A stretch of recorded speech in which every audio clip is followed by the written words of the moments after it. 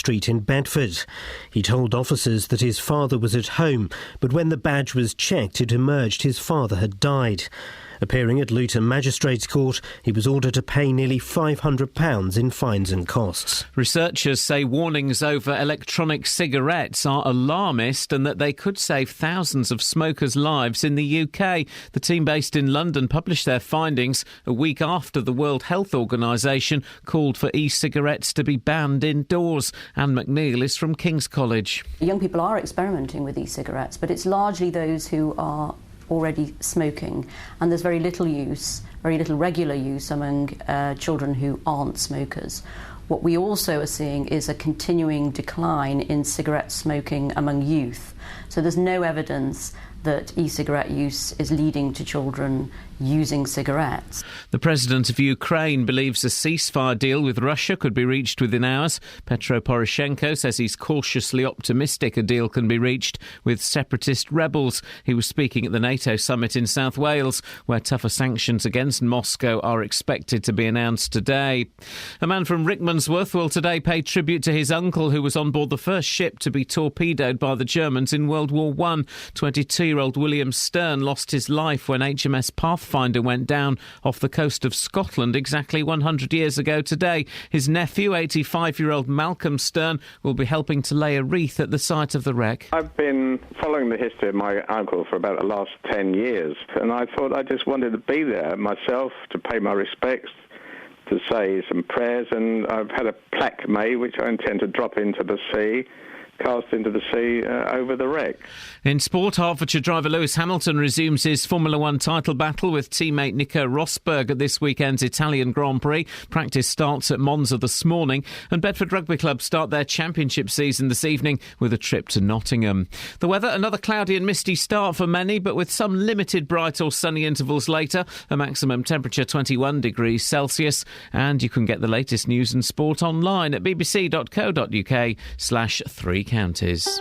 Today on BBC Three Counties Radio. From 9. The JVS Show. With the big phone in, the hottest topic of the day, and your consumer problems. From 12. Nick Coffer. Showcasing the very best of beds, hearts and bucks with great guests, loads of advice and the music you love. From 3. Roberto Perroni. I'm here with a roundup of the day's news, the latest travel and your stories. From 7. Mark Forrest. I'll bring you the best bits from everything that's been happening on BBC Local Radio. Today on BBC Three Counties Radio.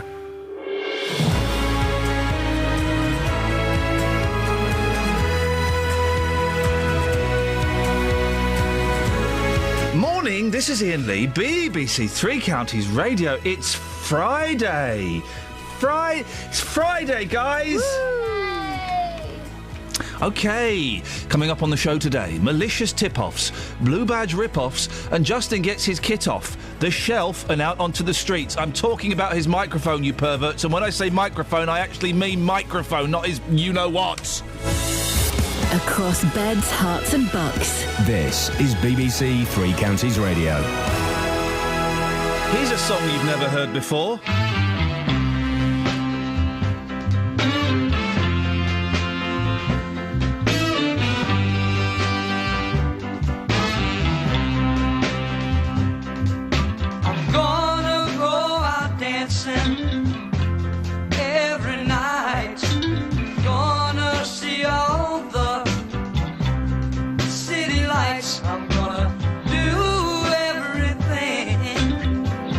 Silver and gold.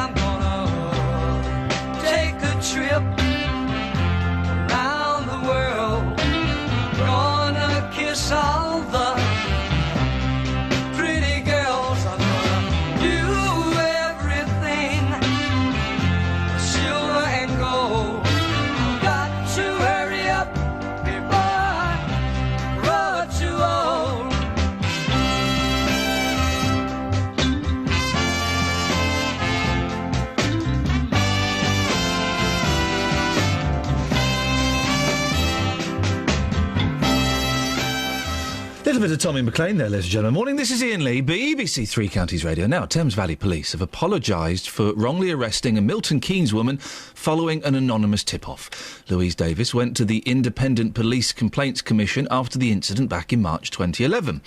The watchdog found the call to Crime Stoppers was malicious and officers hadn't done enough to work that out. Well, I spoke to Louise yesterday and this is what she told me. It was very late.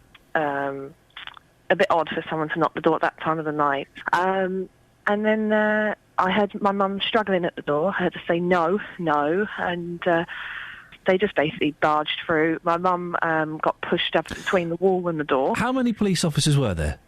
Two. Okay. At one point, I didn't really believe there were police, and I think that's what my mum felt as well. It just didn't seem to make any sense. But from what happened was, I heard that they had a warrant to search the house for Class A, Class B drugs. This is what he said.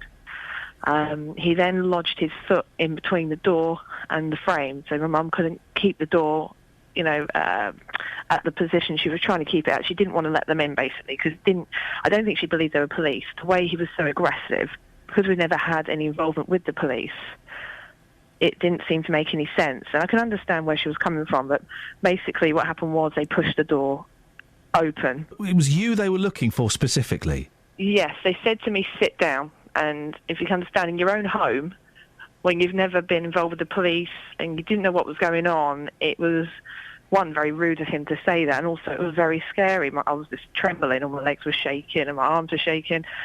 And sat down, and he said they had a warrant to search the property for drugs. And apparently then it changed to burglary, theft. They said it was a burglary, a theft. Wouldn't say much else. We tried to get some information out of him. My mum then rushed to get the other pages to go and try and get a number to ring a solicitor, because it all seemed a bit odd. Then they said dates. They said dates for January 2011. Again, didn't make any sense. They wouldn't say much more than that. And then on the sofa, I came out of hospital about a week before. I had an infection I was being treated for, so I was still a little bit sore and still was resting at home. And I had my discharge bag near the sofa. I just took my rest of my antibiotics that evening. Yeah. And the female officer picked up the green discharge bag and said, "Is this yours?" I said, "Yes." And she poured it all over the sofa, rummaging through the boxes, and said, "You're on all this? What are you on this for?" And I said, "I've got medical conditions." And then I had to explain to her what conditions I had. And then I was arrested, and my family pleaded with them, saying that I wasn't well, leave her alone, but they wouldn't listen. This all came from an anonymous tip-off, didn't it? It did. When did you find that out? And obviously, without mentioning any names, any idea who would have done that? Not a clue. Apparently, it came from an anonymous tip-off through Crime Stoppers. The dates didn't seem to match, apparently, from what the IPCC have investigated. And basically, it was just an anonymous tip-off. It was malicious. You have had a particularly long battle to get Thames Valley Police to accept any responsibility in this case and that they may have been doing something wrong. Finally, an appeal to the IPCC was successful. How did that make you feel? It felt great, but then I'm left with the memories of what happened. It wasn't just things like having the cuffs put on you. When I got to the station, I was put in a dirty cell. To be poorly and put in a cell for a crime you did not commit, they basically didn't have a clue what was going on, and it was absolutely petrifying. You got an out-of-court settlement, £6,500. Does that help? How does that help? Actually, I never did the case based upon money, but I'm very grateful for my solicitor for taking the case against the police. I was mainly concerned about the investigation by the IPCC, and I'm very pleased with the findings. Anything else that comes from this case is, extra, but money will never get rid of what happened. I've got a statement from Thames Valley Police. Let me just read some of it. Thames Valley Police's Professional Standards Department investigated 11 allegations made by you and your mum. Of these, 10 were found to have no case to answer, and management action, advice, was given to 3 officers. Following the investigation, an appeal was made to the IPCC and a re-investigation was undertaken in relation to one of the complaints. As a result, management action (advice) was given to 2 officers regarding a complaint. A claim for compensation relating to the matters of complaint was made and a financial settlement was agreed. An apology was offered for any distress caused to you and your family. What's your reaction to that? Again, the apologies was nice of them to, apologise, but unfortunately it doesn't change what happened that night. It basically should have never happened. Has this changed your opinion of the police? Well, as a kid, I was brought up, you respect the police. They do a great job to protect the public. And, after what happened that night, I have a very different view.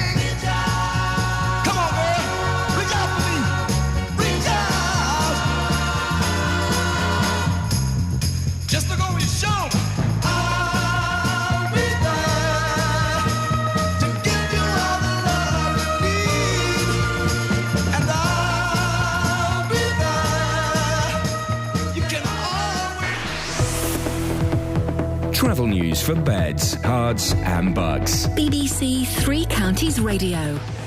In Luton, there's a lane closed at the moment on Airport Way, just at Vauxhall Way, due to some roadworks that are taking place there. The M1 building up a little bit on the speed sensors between junction 10A for the Kidneywood roundabout and junction 10 for Luton Airport.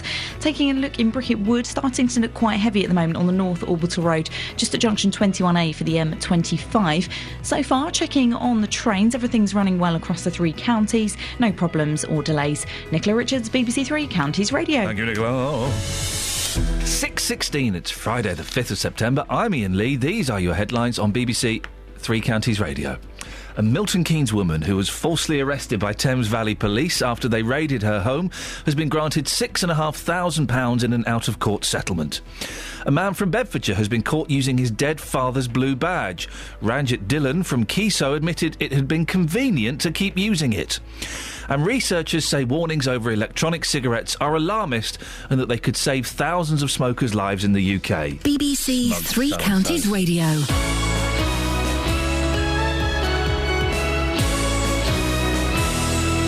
Inside Out out. We investigate the beauty treatment that could leave you with severe burns. When the consultant... Hi, I'm Simon. I'm a saxophonist. If you hear a whisper, give us a shout.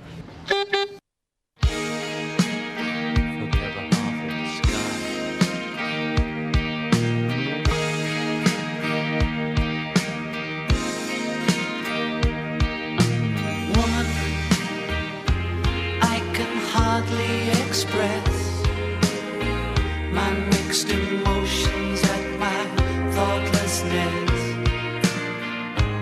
After all, I'm forever in your debt.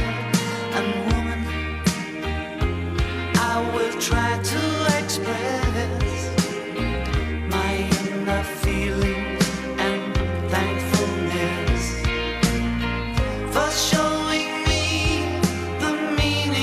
success.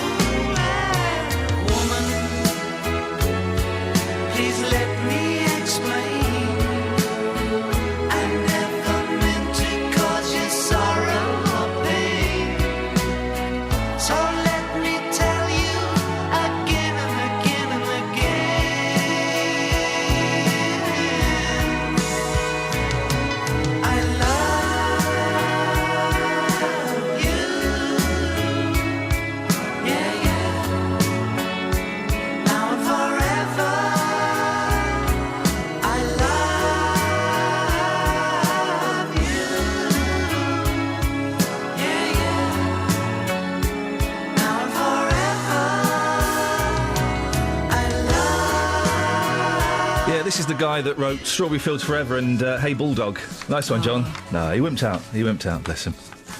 Still, never mind. Now, every now... a little bit of a music critique for you there, guys. I hope you enjoyed it. Every now and then we hear about someone getting caught using someone else's blue badge for a little bit of cheeky parking. Maybe they want to stop off and get some minty biscuits or something. I don't know. Often, it belongs to a family member. Sometimes it belongs to a total stranger. I believe there is a black market for these things as well. You can buy them, can't you, if you want, from someone hooky. And it usually belongs to someone who's still alive. Well, not in the case of a gentleman by the name of Ranjit Dillon from Kiso. He's been fined for using his dead father's blue badge. His excuse? It was convenient, wasn't it? Catherine found this one. Catherine, what do we know about this story? Well, what we do know is that Bedford Borough Council do not mess about with things like this. If you cross them, they will take you down. Now, remember, this is the council that traced the fly tip rubbish back to the homeowner. Yes. Do you remember she paid some chancellor a tenner to get rid of it? Barbara Brown, and she was kicking herself. She got fined hundreds of pounds. And then there was a woman who got fined £400 for dropping a cigarette end in the street, and she got spotted. And they chased her up. And the initial fine was about £75. It went up, didn't it? Yeah, she thought they'd forget about it. Yeah. They didn't. Anyway, you get the idea. They're not to be messed with, and I'm afraid Ranjit Dillon's the latest person to find this out. He was parked up recently in Newnham Street in Bedford when a traffic warden happened to notice he was using someone else's blue badge. Now, Mr Dillon admitted it was his dad's badge, and he said his dad was at home. The warden went back to his office, ran some checks, and found that the badge had been cancelled because the owner was deceased. Boom. Well done, you, Mr. Traffic Warden. Shame, shame, shame on you, Mr. Dillon. Oh, yes. Ranjit Dillon subsequently admitted that he'd been using his dead father's blue badge because it was convenient. Yeah, of course it's convenient. You can park anywhere for free. At Luton Magistrates Court, Dillon said what he'd done was stupid. And magistrates fined him £185 with costs of £285. Bedford Borough Council, what have they been saying about this? Well, you'll hear for yourself later. You'll be talking to Shan Hunt. She's the Borough Councillor overseeing revenue and benefits.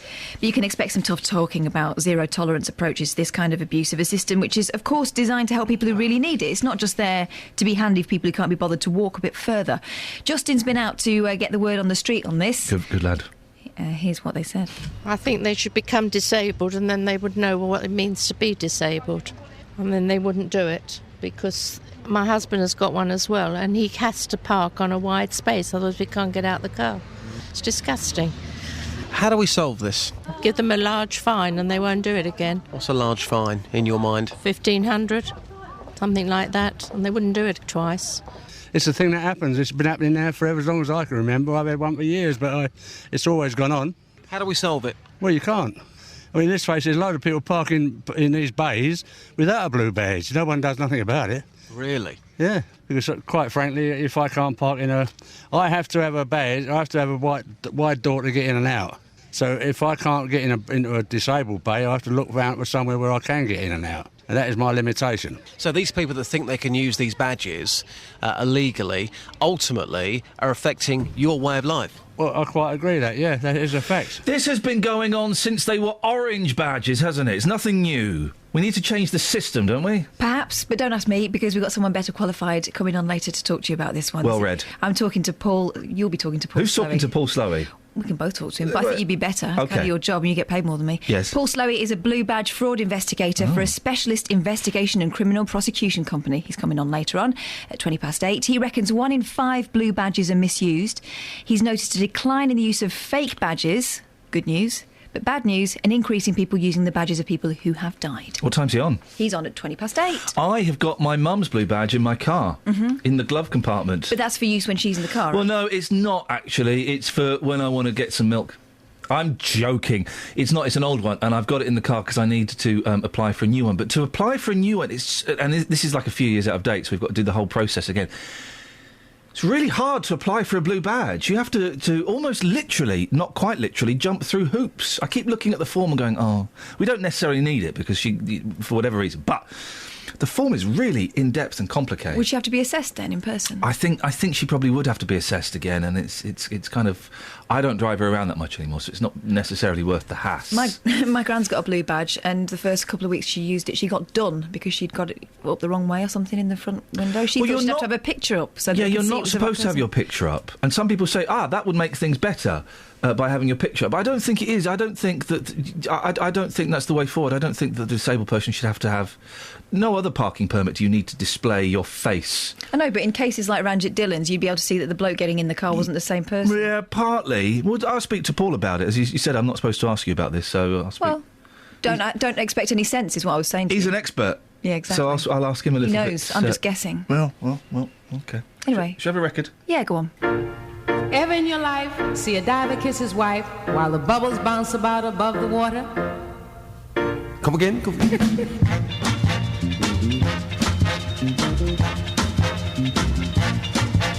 you ever in your life feel low? See a diver kiss his wife, whoa, way beneath the ocean in the kingdom of the sea while the bubbles bounce about above the water?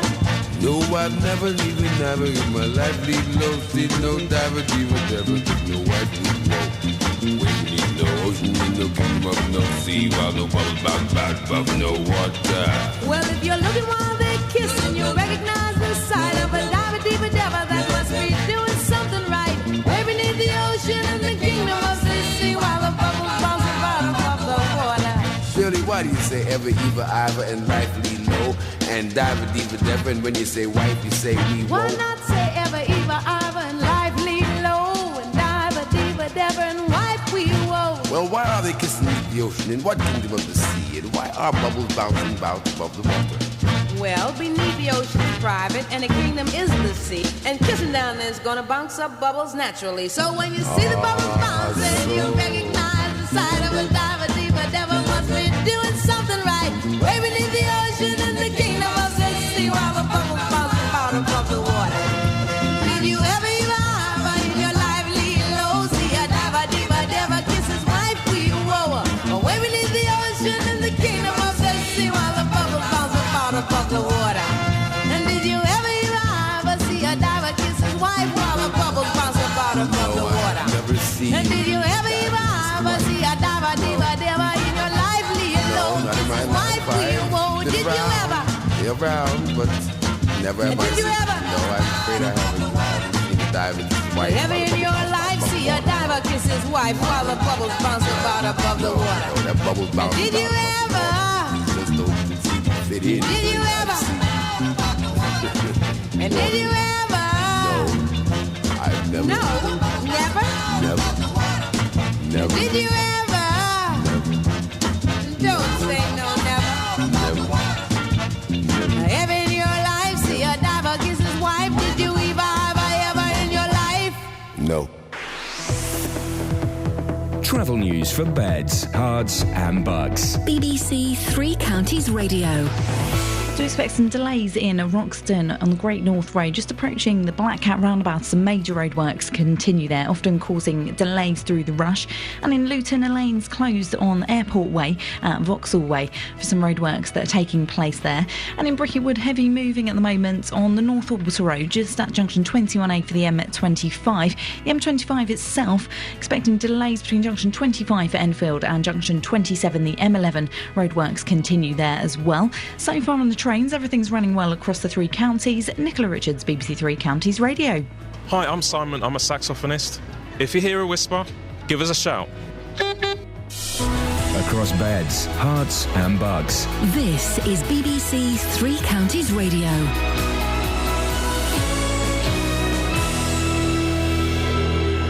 It's 6:30. I'm Simon Oxley. A Milton Keynes woman who was falsely arrested by Thames Valley Police after they raided her home has been granted £6,500 in an out-of-court settlement.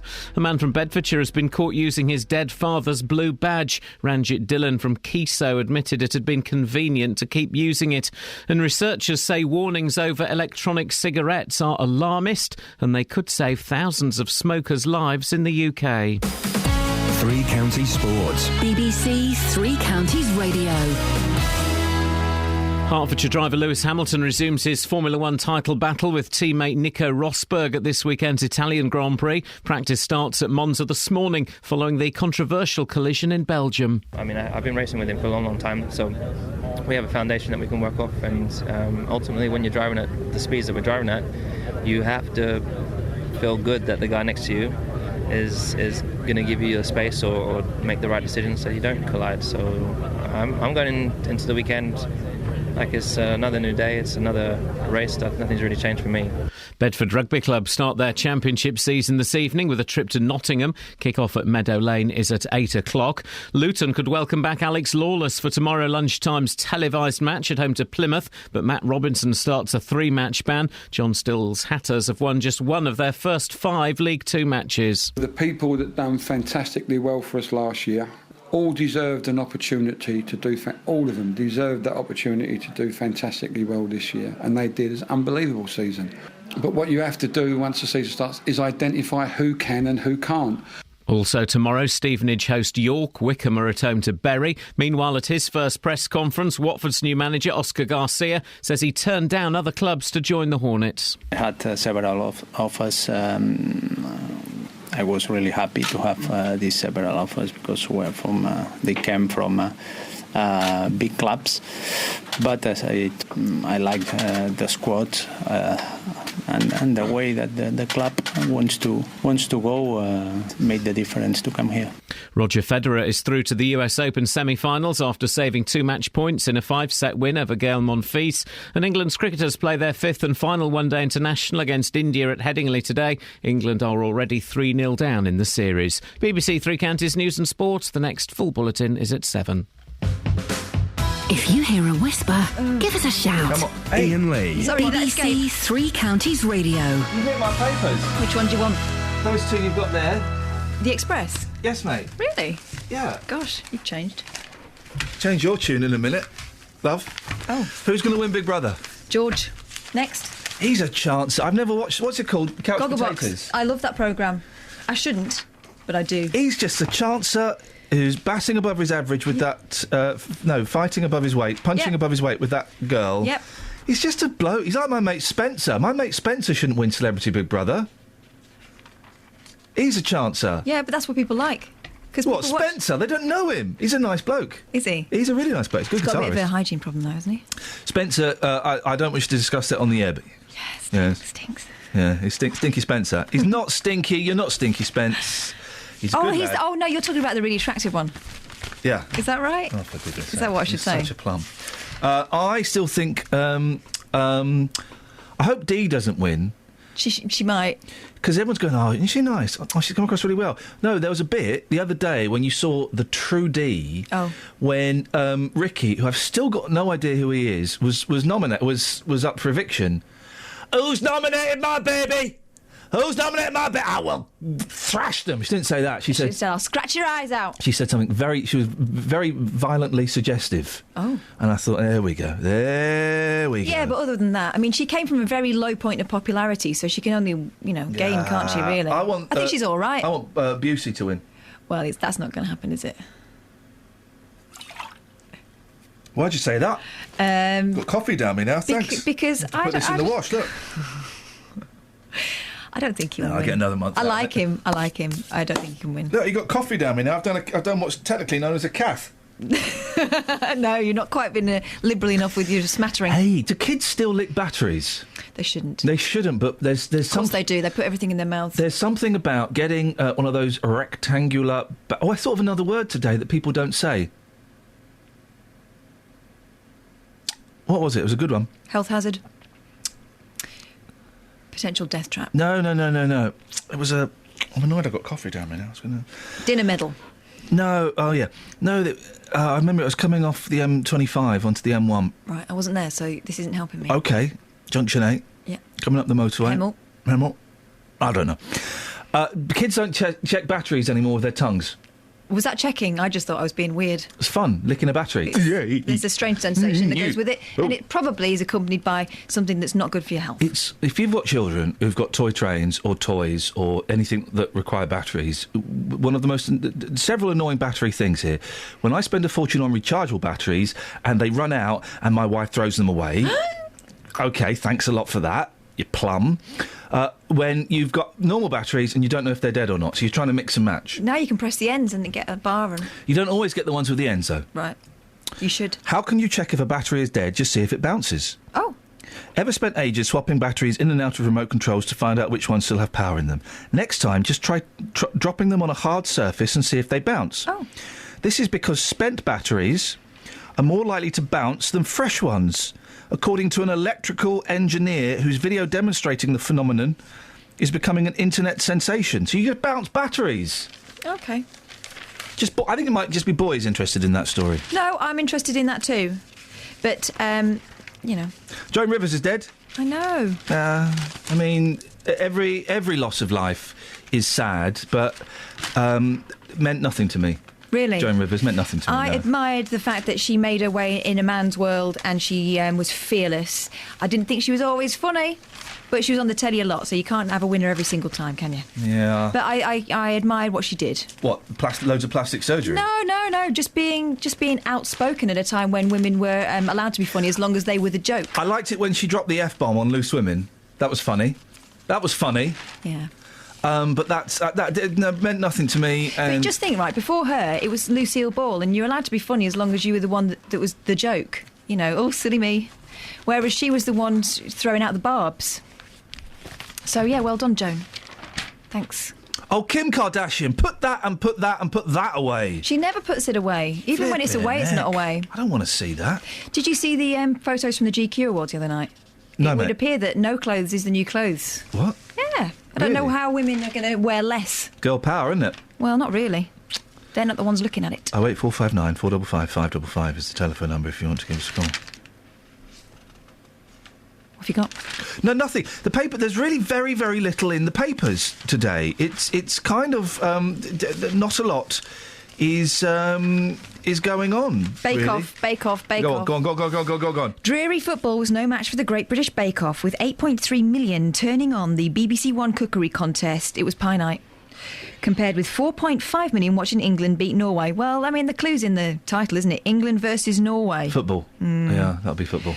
If England was struggling to find the back of the net on Wednesday, some of the more hopeful chefs were even more despondent. Youngest contestant Martha Collison was in tears. Oh, yeah, she made a mess of her pie. I just need to go over to our science correspondent, Kelly Betts. Kelly is informing me that you've conducted an experiment, Kelly. I have, yeah. So I've got 2 batteries in my hand. Yep. They are for the remote control of the telly. Beautiful. Not that it's on and not that I'm watching it with subtitles. One of the batteries bounces. Hang on, they're stuck now. This one. Yep. That one doesn't bounce. Yeah. That one properly bounces. Yeah, you know what's happened there? Someone's gone, this isn't really working. I'll give us a battery. Get that one. Like, just whack a new one in and we'll try and save the other bouncy one has got less charge in than the non-bouncy one. Science. Gosh, it's like tomorrow's world, isn't it? But today. It's fun experiments. Yeah. Experiments. Well, I nearly went there and I thought maybe not. Mark says, I don't use those 9-volt batteries so much now, the little rectangular ones. Even in my early 20s, I used to lick them. I've got a multimeter now for checking. Mark, you've taken all the fun out of checking batteries. I know what you're all wondering. Well? What's happening in Pampered Pets and Daily Express today, page 37. Yeah, go on. Should we take our cat on holiday? I think I know the answer to this one, but let's let our vet David Grant work his animal magic. Their words, not mine. I don't want to dance. My wife and I are in need of a holiday, and while we plan on taking our dogs, we're worried that our cat would fret in a cattery or get lost if she came with us. Oh, it's a very real problem. Well, you know, you heard the story on Jonathan Vernon Smith about the cat and the cattery and it escaped. Yes, and happened to my grand's cat as well years ago. Dearie me. What are the options? Very common problem, and I'd have no hesitation in advising a good cattery, and your vet might be able to recommend one in your area. The most important thing initially is to have your vet give the cat a full health check. Well, my cat stays at home and Fiona comes round and looks after him. Does she mind that? It's her job. Because I was doing that for my sister's cat and he staged a dirty process and now he goes in a cattery. She's a cat sitter. Oh. Is she qualified? Should I have done something? Should I have done a course? No, she's a woman. Yeah, I am. And she's got keys to my flat and my house. Why do I say flat? And the cat flaps open, so Velvet goes in and out, does her whoopsies outside. Fiona comes round. Not that whenever I go on holiday, obviously there's someone staying at my house. So massive bloke. I don't know why you get Fiona in. Because he's not very good with the. He's more of a fighter than a feeder. Yeah, that's the thing. Yeah, that's it.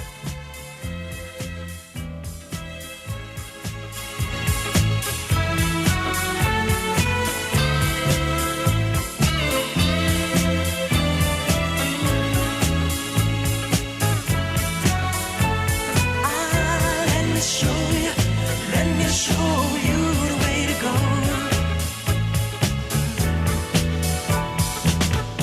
I don't know everything, but there's something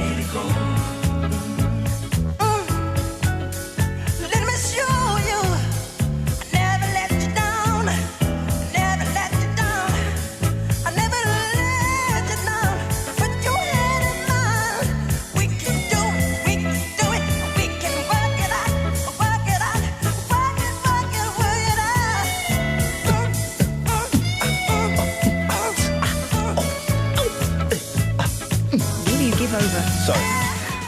I was doing a jacker. Gonna make love all night long.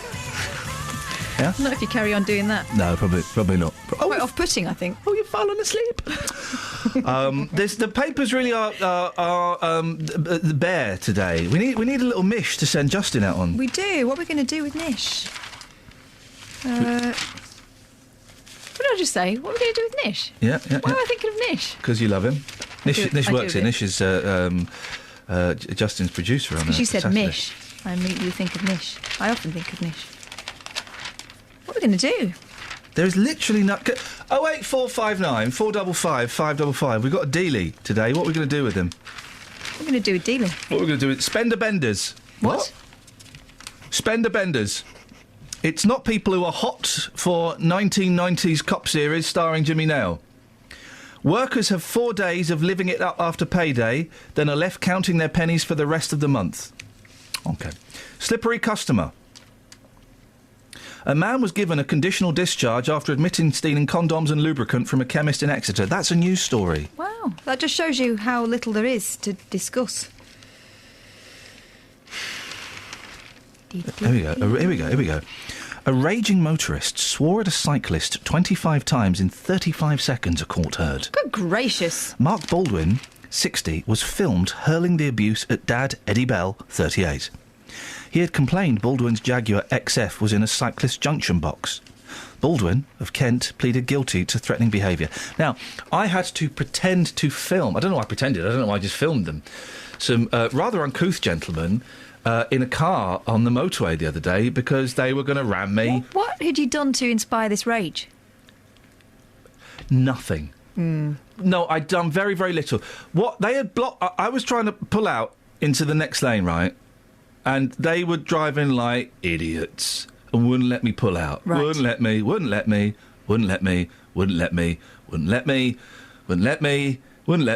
And then I managed to pull out. Mm-hmm. So I flashed them.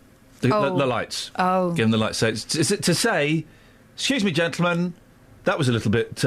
excuse me, gentlemen, that was a little bit annoying. Flash that in Morse code. Right. And maybe my Morse They code... misread your Morse code, My I Morse think. code may not be as hot as perhaps it once was. So then they get behind me and they're flashing me, and then they drive up beside me and they're giving me all of that. How rude. So I gave them a bit of that as well, if I'm honest. Oh, dear. And then they were doing the thing. I've had this so many times... where they were pointing to the hard shoulder, saying, let's go and have a dust-up. Or, well, let's talk this out like gentlemen. They were making the fist sign. Oh, the coffee beans. Yeah. Why does this always happen to you? It does happen a lot, doesn't it? Yeah. I don't know why. Why do I attract these nut jobs? Anyway, I then said, because I've been in this situation before, I know how to deal with it. I then said, OK, let's pull over for a fight. I actually said that to them. Let's pull over for a fight. Because what they do is they then pull over and slow down, gives me a chance to nip away. Yeah. But then it looked like they were going to ram me, so I had to get my phone out and pretend to film it. And their faces dropped when they saw that I was pretending to film them. Why does it always happen to me? I'm a nice guy. Men. Yeah, innit? Travel news for beds, cards and bugs. BBC Three Counties Radio. The M1 Luton Spur starting to build up at the moment on the speed sensors between junction 10A for the Kidneywood roundabout and junction 10 for Luton Airport, as those major roadworks are continuing there. The M25 looking very heavy on the sensors between junction 26 for Waltham Abbey and junction 25 for Enfield. That's as those roadworks are continuing there. On the M40 there's a lane closed at the moment just at junction 5 for Stokenchurch as some bridge maintenance work continues there. So far looking at the A1 Barnet bypass, that's looking heavy between Stirling Corner and Mill Hill Circus. Nicola Richards, BBC Three Counties Radio. Thank you very much. 6:47. It's Friday, the 5th of September. I'm Iain Lee. These are your headlines on BBC Three Counties Radio. A Milton Keynes woman who was falsely arrested by Thames Valley Police after they raided her home has been granted £6,500 in an out-of-court settlement. A man from Bedfordshire has been caught using his dead father's blue badge. Ranjit Dillon from Keso admitted it had been convenient to keep using it. And researchers say warnings over electronic cigarettes are alarmist and that they could save thousands of smokers' lives in the UK. The weather... Beds, heart. There ain't none. The BBC asks thousands of questions every day. Is rocket science easier than you think? No. Would we starve without honeybees? No. And how did so many soldiers survive the trenches? Luck. Google but it. what if we want to know more? Google it. BBC I Wonder asks intriguing questions and reveals thought-provoking answers. I bet done. As one question is answered, another is raised. So? The discoveries are endless. So what? BBC I Wonder. Go to bbc.co.uk/I Wonder. No, you go. To be honest, I want to get away from the endless questions. I have 2 very small children. Yeah, you go. What's that man doing? Why are we doing this? What are you doing that for? What's this? Yeah. What's that for? Yeah. That's just him. Yeah, exactly. Evan Davis should keep his questions to himself. Exactly. What's with all the questions, Evan? Yeah, just chill out, Davis. Go and get another one pierced. Oh, right, that is common I don't think knowledge. he's got another one, has he? No. Well, I don't know. Some people having a third nipple is more common than you thought. My granddad used to say he had a third nipple, but I think it was just a mole. Well, we all think it was, Scaramanga. James Bond. James Bond, isn't it? Scaramanga, Christopher Lee. Christopher Lee, who I've worked with many times. I worked with for 3 months. Have you shown you his third nipple? No, but boy, oh boy, is he the most boring man in the world. Is he? Yeah, he's nice, but What boring. did you expect? I expected interest. Him to bite you? Didn't like talking about Dracula. But he didn't like... Here's the thing, right? Didn't like talking about Dracula, but really enjoyed talking about Police Academy 6, Mission to Moscow. I was the first Western actor to deliver a speech in Red Square. Yeah, in Police Academy 6, Mission to Moscow. I was with Christopher Lee the first time he ever drank Pepsi. Oh, really? Yeah. What was it like? Taste sensation? Well, he asked for a Coke, and they said, we haven't got any Coke, Mr. Lee, we've got Pepsi. Okay. And it turns up, and he looks and goes, what is this Pepsi Cola? And he drank it, he liked it, it's nice. Yeah, I don't think it's that different. Yeah, it's very similar, very similar. Do you remember the Pepsi challenge when we were kids? I do remember the Pepsi challenge. Yeah. I also remember the Stalk challenge with Yes. Leslie Crowther. There's not enough mystery eating. Leslie Crowther's daughter, do you know who she married? No. Phil Lynott from Thin Lizzy. Wow. Isn't that funny? Do you Adam and Eve it? Yeah. Anyway, BBC introducing Kels. I heard this one the other day on another radio show. I thought it was quite good. Who is it? You know them, you've actually met them. I've met them and I sent CDs to... I like to think I am part of their musical education. Success. Education. I sent them a Dixie Chicks CD, and I believe I may have also sent them a Crosby, Stills and Nash CD. Oh. And they've become more folky, more country as a direct result of my actions. Well done you, Thank you. Svengali. Well done. Why don't Thank you you. introduce it? I'm like Jonathan Shalit. Huh? Well. Well, OK, no, I'm like the Colonel Tom Parker. Yeah? Mickey OK. Most? Brian Epstein? No. I'm like... Oh, I know, that Womble man. I'm like the Womble Man. Sweet. Here's the Shires with their song Tonight, probably inspired by me. Unless it's rude, in which case it won't. But yeah, it's mine. I wrote this. It's a brand new day. I can feel a change. It's like a million lights light up, spelling out your name. Now that we're back again, see what we got. I know what it is, I know what it's not. All that we ever had ain't gone away. It still remains. It's here tonight, tonight.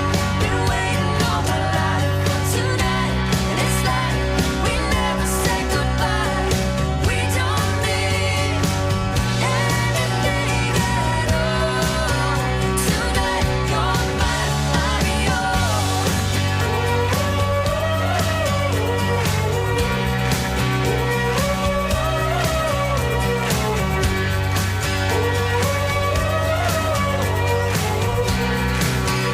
Never stop believing. Would have been easy to do. When every star falls out my sky, they still shine for you. So let's keep on driving on this open road. You know where it's going, you know where it goes. And all that we ever had ain't gone away.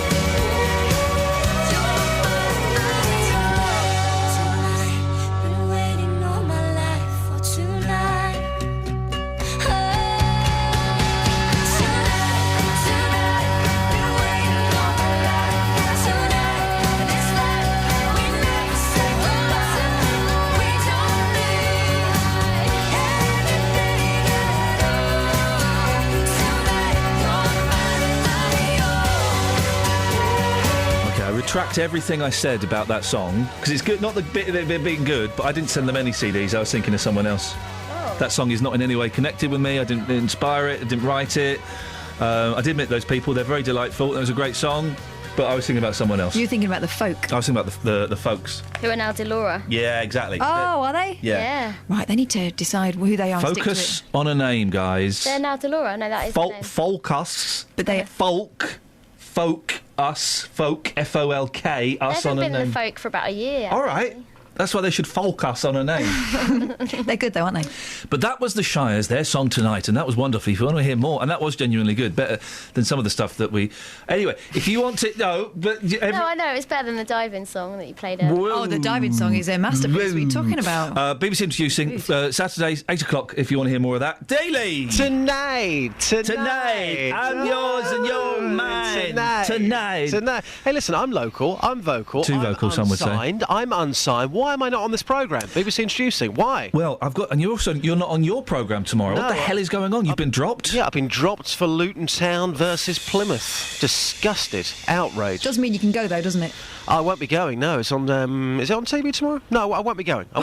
What, in protest? Well, I'm just not going. Yeah, in protest and out of what, laziness? What will you do between 12 and 2 tomorrow then, Josh? You're just going to sit at home pretending to take phone calls and making up texts and just playing records at home in your pants? I need to do something because I'm going to miss it. I'm going to miss that buzz. Yeah. A legal buzz. I'm going to miss it. It's too early. A 12:15 kickoff tomorrow for me. That is absolutely insane. Football is about 3 o'clock on a Saturday afternoon. This is the problem with TV in this country. They have ruined the game. Can you have a word with him indoors, because he's going? It's too early, isn't it? Is he moaning? Ridiculous behaviour. Yeah. And also football's rubbish. So those things combined, I mean, it's a pretty poor afternoon. You know my thoughts on this. Any man who doesn't like football, not too sure of them. That's all I'm saying. Harsh but fair. Now, Dealey, I said that we had nothing for you. Then you sent me a message saying, "I've got a mish. Don't worry, boss." Yeah, let's have some dog bants because. Sorry. Dog bants. Okay. Yeah, let's see where this is going. In the Telegraph and the Mirror today, great story. Yeah, like you read the Telegraph just. No, I did, seriously. Okay. This couple had a Great Dane. Beautiful dog. You don't see too many of them these days, Great Danes. They took their dog to the vet because he wasn't eating and he kept on being sick. So that they examined the dog. They found 43.5 socks in his tummy. Oh, yeah. Yeah. How did he get half a sock in its tummy? I'm confused. It's full. Can't finish that one. 43.5. So that's why he was ill. Dog bans, the unusual and wacky things that your dog has eaten. What have you found in your dog? It's a winner. Wow. I mean, I haven't got a dog, so I can't join in. Yeah, okay. I don't think you'll get anything on that. I don't know. I mean, I was having some dog bants with Bailey last night, actually. Calling it. I bought him a bone which was 3 times bigger than his mouth.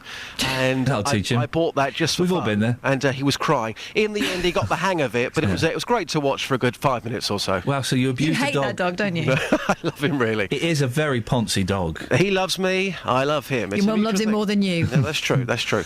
So, hang on a minute. Just throw this out there again. What are we asking people? I've not quite grasped it. OK, so we've got a couple with a Great Dane. The Great Dane was sick. He wasn't eating. They took him to the vets. They found 43.5 socks inside him. That is disgusting. The weird and wacky things that your pets have eaten. There you go. You're going to go and find people who've got dogs that eat things. Yeah, absolutely. I bet you're not going to get anything on this, Justin. No, I think you're wrong. I think, I bet you a breck you will get nothing on this. When I was at school, a number of people claimed the dog had eaten their homework. Oh, now, for goodness in sakes. actual fact, dogs do like homework. That is fact. Right, I'm going to cut him off now. He's gone. For his own sake. Wow. Even by Justin's standards, that was nonsense. That was spiralling, wasn't it? Wasn't it? You were hearing a man basically having a breakdown live on air. Words, the filter had obviously broken today. Kelly's filter's working. Go on, Kelly. You've got something for this, have you? Kelly? Stop typing it and say it. I'll write it on the screen. You let me know if I should say that. You can say that, of course you can. Once our dog ate a lady thing. She means tampon. Yeah. Tampon's better. Flippin' heck. 08459 455 555. Travel news for beds, cards and bugs. BBC Three Counties Radio. In Bricketwood, looking very heavy at the moment on the North Orbital Road, just at junction 21A for the M25. The M25 itself starting to build up, heading anti-clockwise at the moment, between junction 21, the M1, and junction 20 for Kings Langley. Also looking rather heavy anti-clockwise, just around junction 16 for the M40 on the speed sensors. And the Barnet bypass, that's looking slow on camera between Stirling Corner and Mill Hill Circus. Nicola Richards, BBC Three Counties Radio. Thank you, Nicola. So it's a busy show. Should the police be paying out compensation when they get things wrong? People who use blue badges when they're not supposed to? And what has your dog eaten? Here's the news with Simon. Local and vocal across beds, hearts and bucks. This is BBC Three Counties Radio.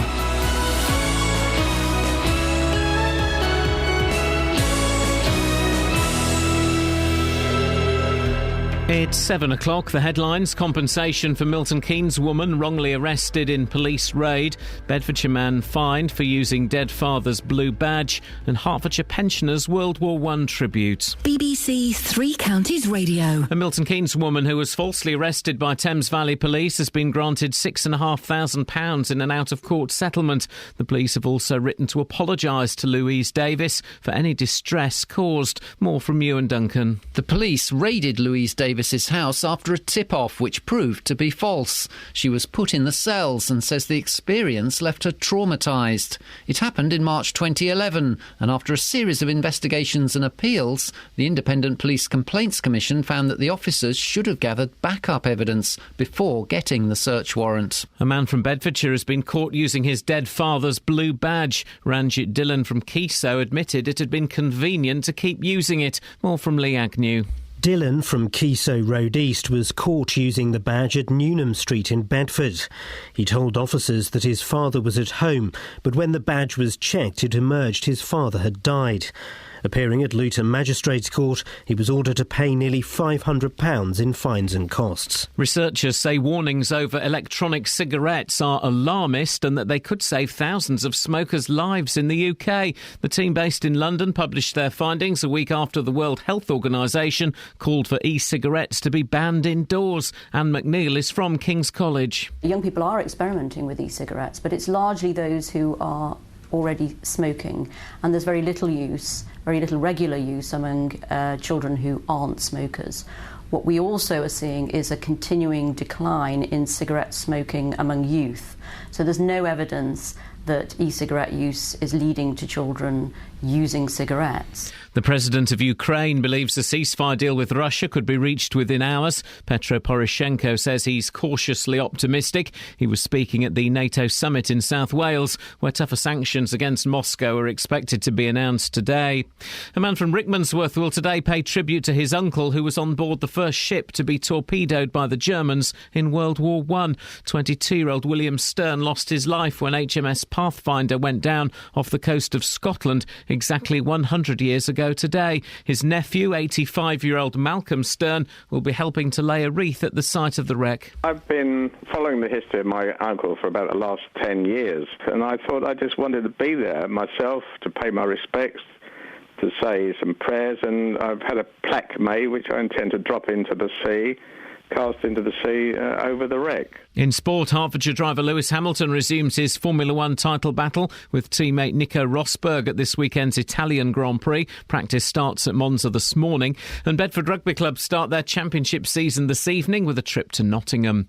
The weather, another cloudy and misty start for many, but with some limited bright or sunny intervals later. A maximum temperature 21 degrees Celsius, and you can get the latest news and sport online at bbc.co.uk/3 counties.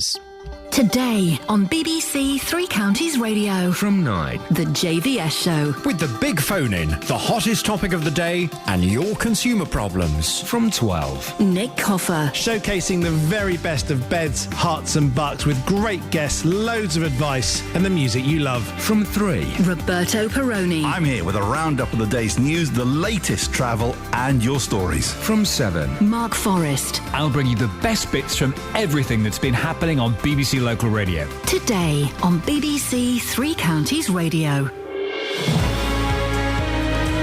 Morning! This is Iain Lee, BBC Three Counties Radio. It's Friday and it's pretty grim out there. It's grim. What's your beef? Spoke someone up by accident. Oh. Apologies to that student. Did you dial the wrong number?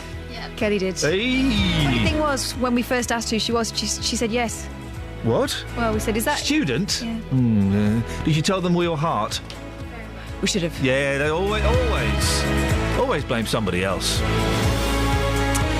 Lots coming up on the show this morning. Should the police pay out compensation when they wrongfully arrest someone? Can we find someone to admit that they've used a blue badge when it wasn't theirs? And let's help Justin Dealey out. He's come up with the ridiculous idea of finding out what your dog has eaten. I mean, really? He actually said that dogs like homework. Come on, mate.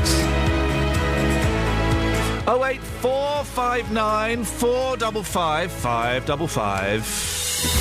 Across beds, hearts and bucks. This is BBC Three Counties Radio. Yes. Now, as we've been hearing this morning, a Milton Keynes woman has received an apology and £6,500 from Thames Valley Police after being wrongly arrested. IPCC said the officers involved failed to gather any evidence before acting on what turned out to be a malicious tip-off. Well, here's Louise Davis's reaction to being awarded £6,500 in compensation. Actually, I never did the case based upon money, but I'm very grateful for my solicitor for taking the case against the police. I was mainly concerned about the investigation by the IPCC, and I'm very pleased with the findings. Anything else that comes from this case is, extra. But money will never get rid of what happened. Well, listening to that is Dia Chakravarti, the political director of the Taxpayers Alliance. They believe that police forces are paying out compensation too easily. Morning, Dia. Morning, Ian. Thanks for having me. Oh, thank you very much for coming. What's the evidence that police forces are paying out too easily? Well, we've seen a few cases recently where we've had some bizarre compensation claims, like people slipping on wet floor, multiple cases of that, and then injury during personal safety training, police dog bite, slipping on ice. So looking at all that, it just seems like either the police forces are failing to provide an environment, a safe working environment, or are failing, in this case, to put a good case together before, making allegations against people, or these are spurious claims. And either way, it's the taxpayers that lose out. So what would be an example of when should police forces be paying out compensation, in your opinion? Well, no, there's got to be an agreed standard of care, and that is difficult for me to say when that would be the case. That would be a case-by-case situation, looking at them individually. But when you see things like, this one, for example, this particular case that we just talked about, we've now found that there was no evidence put together, but the police force saw it fit to bring that case. You do ask questions like, well, why wasn't a proper case put together, and is this really a good use of police's time? And remember, any time spent on this case, which wasn't a case at all, is time away from fighting crime and antisocial behaviour. It's clear from this, and the IPCC agreed, that the police should have investigated it further before making the arrest. But Louise was entitled to that £6,500 that she got, wasn't she? She was, you say? Yeah. Yes.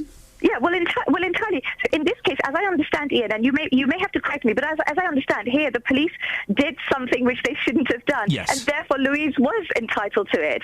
So you can't really say that the blame really has to be with the police force, because they shouldn't have put Louise through that.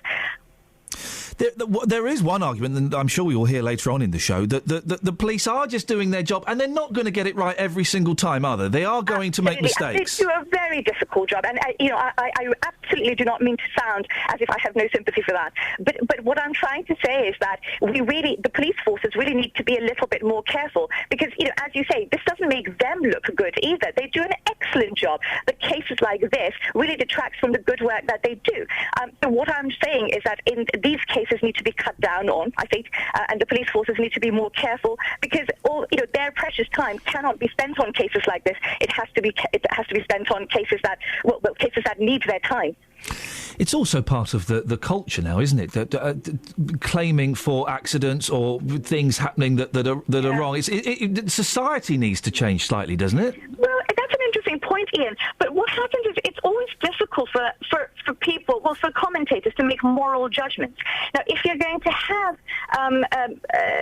avenues open for people to make claims, it's difficult to say that it's morally wrong and you shouldn't have done that. I think a better way of doing it is looking at those avenues and saying, could we have a review and see whether those avenues can be changed, how we get through to, how the process of claims are changed. I think that's a much better way of looking at it. So let's look at the law and see how we can review that. Dear, I appreciate your thoughts on this morning. Thank you very much. Dear Chakravarti, Political Director of the Taxpayers Alliance. Your thoughts, please. Should the police be paying out compensation when they arrest the wrong person? I mean, the IPCC, and you'll correct me if I'm wrong on this, Catherine, found that they hadn't really done enough investigation. They'd had an anonymous tip-off to Crime Stoppers. They followed it up. And they followed that up without kind of looking into any more. And, this woman was not particularly well treated, it would seem. Does that warrant compensation? Well, she says herself it won't make any difference, that it won't undo the damage. I feel weird about it. I think that she's entitled to it, and I think... Why? Because... Loss of earnings? No. No. Bit embarrassing and horrible. Horrible. Police, got into her house. They were rude. They arrested her. They whacked her in a cell. They treated her disrespectfully. Will the money make it better? No, it won't. But they hadn't done their. What else can they do though? I just worry that money. I mean, the police are already scratching around for the pennies. Yeah. £6,500 is money that could have been spent on something else. Yeah, but. I'm assuming there'll be like some kind of insurance fund, wouldn't there? There won't be like a pot. I don't know.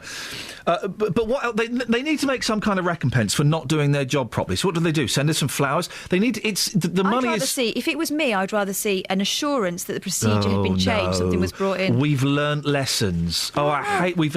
I'm very sorry, Ms. Davis. We've learnt lessons. That's. You're not going to believe that rubbish, are you? The money, I think, is more symbolic than anything. It's kind of a punishment.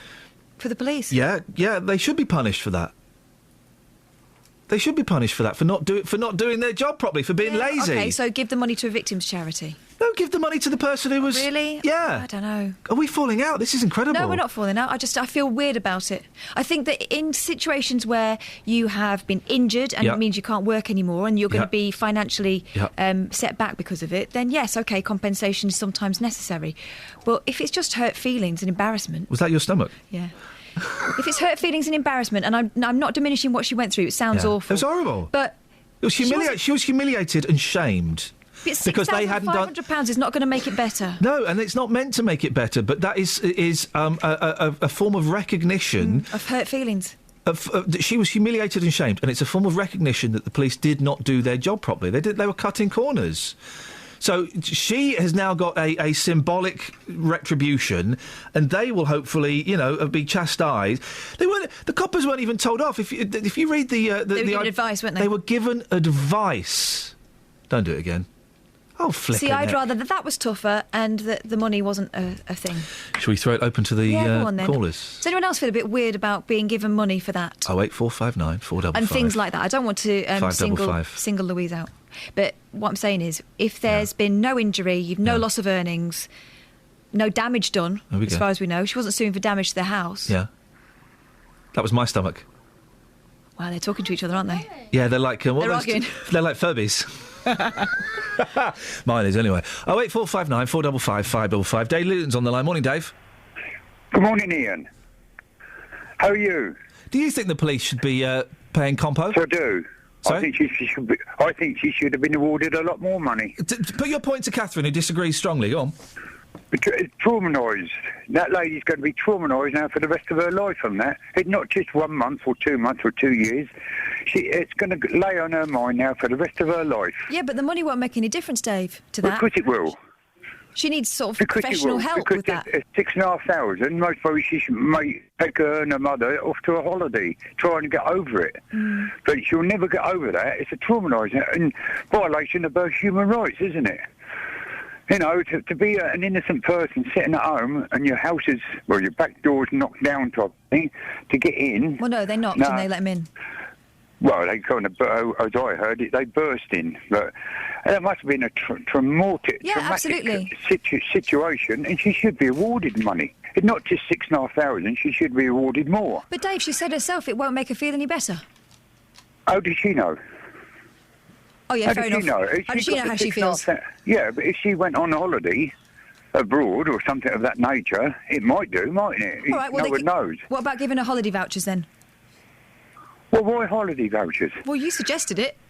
Well, anything of that nature. Go out and buy something. It might change her life. I don't think her life will ever be the same. I don't think you're listening to Dave. He is saying that she'll be traumatised. And this happened 3 years ago. We spoke to her yesterday. She was definitely still traumatised. Yeah, 3 years. Dave, she should be... but I'm not going on to that. No, I know. Can I just say, well done. You totally pwned Catherine, mate. Well done. Yeah, thank you very much. You gave her a spanking. Yeah. Oh, lovely. I'm traumatised now. Oh, good. What do you want, you plum? Excuse me? What do you want, you plum? Look, don't call...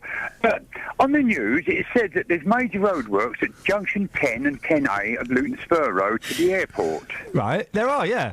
Right, I thought the dame, I forgot her name, a few months ago, came and opened that place, that road, as all completed. No, Junction 10, no, it's not. It won't be completed until... Traumatised. It won't be completed until, like, April of next year or something, isn't it? Well, why did they bring the dame to open the road? To the dame? But the dame, I forgot Maybe she's her not name. available in April. Well, I'd like it. How much Have you not seen the roadworks at Junction 10? Yeah. Yeah, it's going to take ages. They're building a really snazzy road there. How has it left you feeling, Dave? Traumatised. I'm sorry to hear that. Travel news for beds, cards and bugs. BBC Three Counties Radio. The A1M heading southbound, looking rather busy on the speed sensors just around junction 7 for Stevenage, and the M25 heading anti-clockwise, rather heavy between junction 21, the M1, and junction 20 for Kings Langley. It's queuing at the moment also anti-clockwise between junction 17 at Maple Cross and junction 16 for the M40, and on camera the Barnet bypass is looking heavy heading southbound between Stirling Corner and Mill Hill Circus. So far, looking at the trains, everything seems to be running well across the three counties. Nicola Richards, BBC Three Counties Radio. Thank you very much. A Milton Keynes woman who was falsely arrested by Thames Valley Police after they raided her home has been granted £6,500 in an out-of-court settlement. A man from Bedfordshire has been fined after being caught using his dead father's blue badge. And experts in tobacco addiction claim thousands of lives could be saved every year if British smokers switch to electronic cigarettes. Traumatised. BBC Three Counties Radio.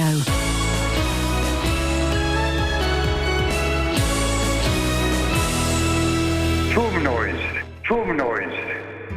Every weekday from 3, Roberto Perrone. Are league tables the best way to judge a school? Pal, do you have any sympathy for the Buckinghamshire golfer Iain Poulter? Police are issuing safety advice to women in Watford, but I'm fascinated by the age gap between her and her husband. Figures show that around £500,000 was spent in Hertfordshire last year clearing up after people who dump rubbish. They just ate them. Roberto Perrone. There's been an extraordinary reaction on social media. My big concern is that no one ever worries about the victims. The whole system is designed to help the criminal. Roberto Perrone. Weekdays from 3, BBC Three Counties Radio. Call 08459 455 555. BBC Three Counties Radio. I like the mushy peas. Gosh. Well, the difference of opinion here, and so far Catherine is a lone voice. Argument over whether the police should be paying out compensation. In the case of Louise Davis, who we spoke to, and you'll hear a little bit more from later on in the show, I think it's pretty obvious that they should pay out. Right, it's a waste of money in as much as the police shouldn't be in a position where they have to pay out, but they muffed up, and they muffed up spectacularly. Your thoughts, please. 08459 455 555. Something else that you might like to call in about. Blue badges. Pops up every now and then. The reason we're talking about it today is because a Bedfordshire motorist has been fined after being caught using his dead father's disability blue badge. Ranjit Dillon from Kiso admitted it had been convenient to keep using it. Yeah, I bet it was. You get free parking and you can go pretty much anywhere. And then said what he'd done was stupid. Well, our reporter Justin Dealey has been getting the reaction of blue badge holders. If you hear whistle... Oh, that's not it. Madam, you've got a blue badge in your vehicle. That's because your daughter is disabled. What's your thoughts on people that are using blue badges illegally?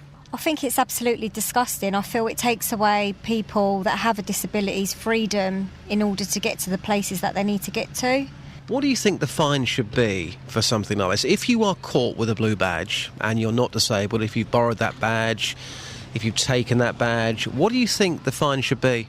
I think if they genuinely have a driving licence, I feel they should get 3 points on their licence. I feel they should be fined. Whatever it is they should get, I feel it should be points on their licence. And just lastly, a point on abuse, because you're a very young mother. When you get out of the vehicle, do you often get people saying to you, well, you're not disabled? I do. I've had many situations where I've got out or someone's approached the car and have said, why are you parking there? You're not disabled. And then I feel I have to justify myself that I have a disabled daughter who's sitting in the back, that I am actually going to get out. I mean, that must make you furious. It does, but then it's just, small, narrow-minded people. It's a thing that happens. It's been happening now for as long as I can remember. I've had one for years, but it's always gone on. How do we solve it? Well, you can't. I think they should become disabled and then they would know what it means to be disabled. And then they wouldn't do it. Because my husband has got one as well and he has to park on a wide space, otherwise we can't get out the car. It's disgusting. How do we solve this? Give them a large fine and they won't do it again. What's a large fine in your mind? 1,500, something like that, and they wouldn't do it twice. Well, that was Justin Daly speaking to people. We can speak now to Labour councillor Shan Hunt, who's Bedford Borough Council's Cabinet Member for Revenue and Benefits. Morning, Shan. Morning. This isn't an isolated case, is it? No, it's not. How prevalent is it? I think we pick up probably 6 or 7 cases a year. But if people want to report cases to us and if they think there's abuse, we'd be more than happy to sort them out. The gentleman involved in this situation, Ranjit Dillon, was caught out by an eagle-eyed traffic warden who did a little bit of extra homework, so well done him. And he said he did it because it was convenient. And it is convenient, but that's not the point of the blue badges, is it? It's not meant to be convenient for able-bodied people. It's very convenient for able-bodied people, but, disabled badges are for disabled people. They're not for able-bodied people who can park elsewhere.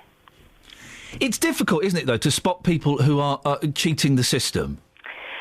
I suppose it is, and, sometimes people might have a disability that you can't necessarily see. They might not be in a wheelchair, but on the other hand, they might have a heart problem or they might have a problem with a bowel or something like that. But, if they are genuinely disabled, they deserve the badge. And quite frankly, the government have changed the rules and tightened them up so much, you really do have to prove that you are disabled. Do you get many disabled people complaining that they can't access the disabled spaces because of drivers who are parking there that shouldn't be parking there? Yes, quite frequently. People think that they can just park where they want because it's convenient. And, we need to think about making sure that disabled people are able to get on with their lives as best they can, being disabled.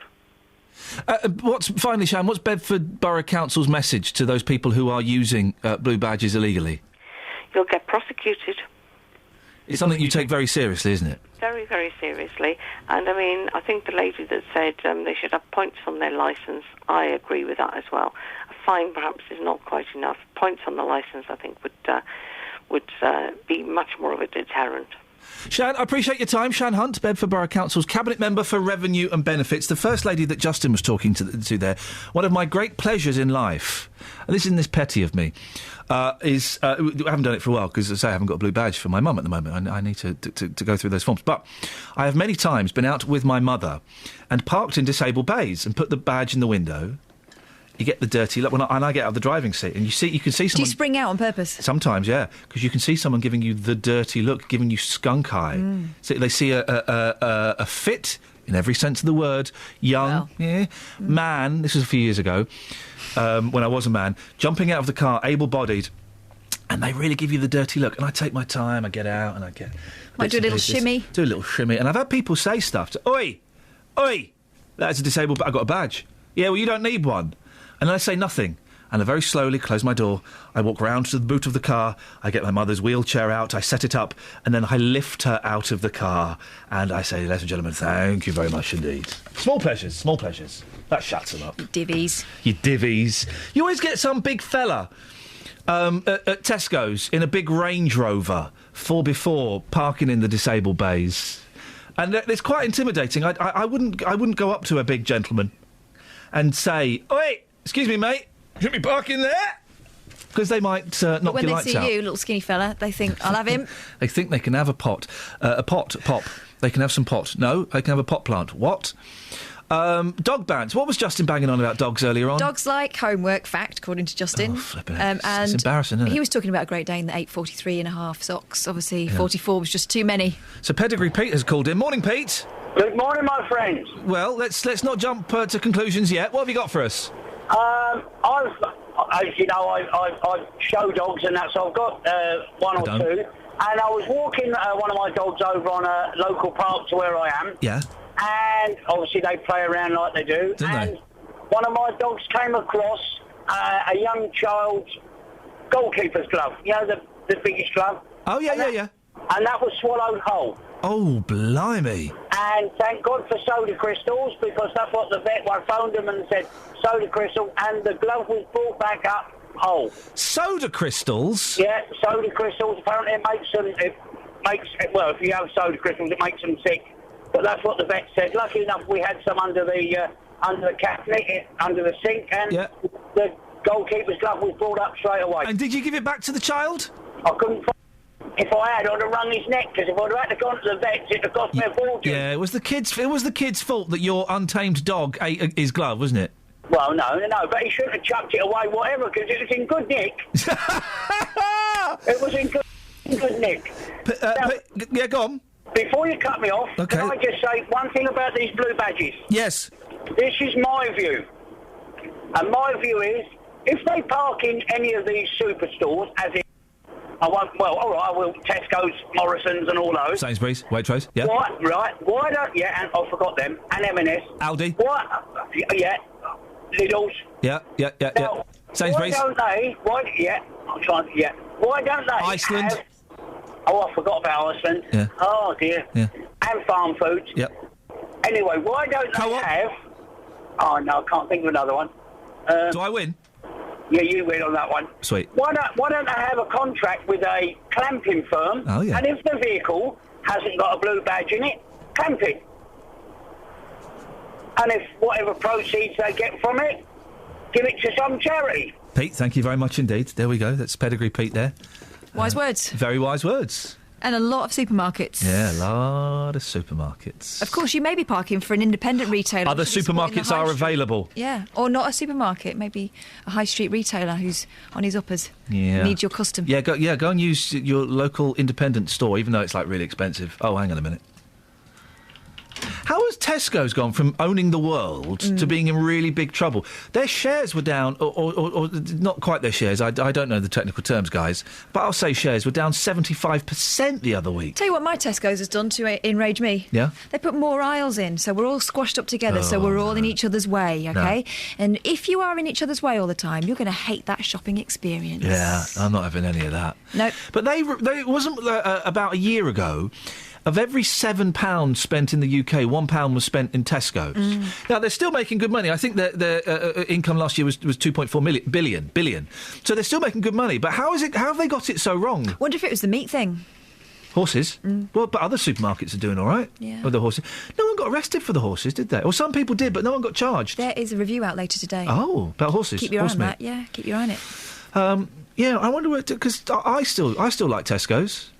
I've got friends who are very anti-Tesco. Really? Why? Boycotted it. Out of all of them? They said they were killing the high street. Well, Yeah, well, yeah, but it's cheap, isn't it? did I tell you about the shop I saw in Greater Manchester when I went last time? Teco Express. Teco Express. Same livery and everything. Wow. Cheeky chances. By livery, you mean font, yeah? Yeah, like... Okay, because livery's horses. No, that's what they call it when badges and that. No, they don't. Yeah, they do. They call livery is horses. Have you been in retail Let me lately? ask my word expert. Kels, what's livery? Horses. It's horses, you see. Livery. Wow, anyway, they had the same badge. It said Teco's Express. So the same font? Yeah. Yeah, nothing to do with horses. Same badges, Yeah. except slightly different spelling. Yeah. Cheeky. Kind of liked it. Naughty, though. But nice. Travel news for beds, cards, and bugs. BBC Three Counties Radio. The A1M heading southbound, looking rather heavy on the sensors just around junction 7 for Stevenage, and the M25 heading anti-clockwise. 2 lanes are closed at the moment between junction 22 for St Albans and junction 21A, and that's due to a vehicle fire there, so to approach with care. Also heading anti-clockwise heavy between 21 the M1 and junction 20 for Kings Langley, and the Barnet bypass, that's queuing at the moment between Stirling Corner and Mill Hill Circus. And taking a look at the A10, the Great Cambridge Road, that looking heavy between Bullsmore Lane and Southbury Road. No reported problems on the trains. Nicola Richards, BBC Three Counties Radio. Just got a tweet from someone who says, I used to work with a bloke who knocked out fake blue badges for £80. Wonderful value. Traumatised. Across beds, hearts, and bugs. This is BBC Three Counties Radio.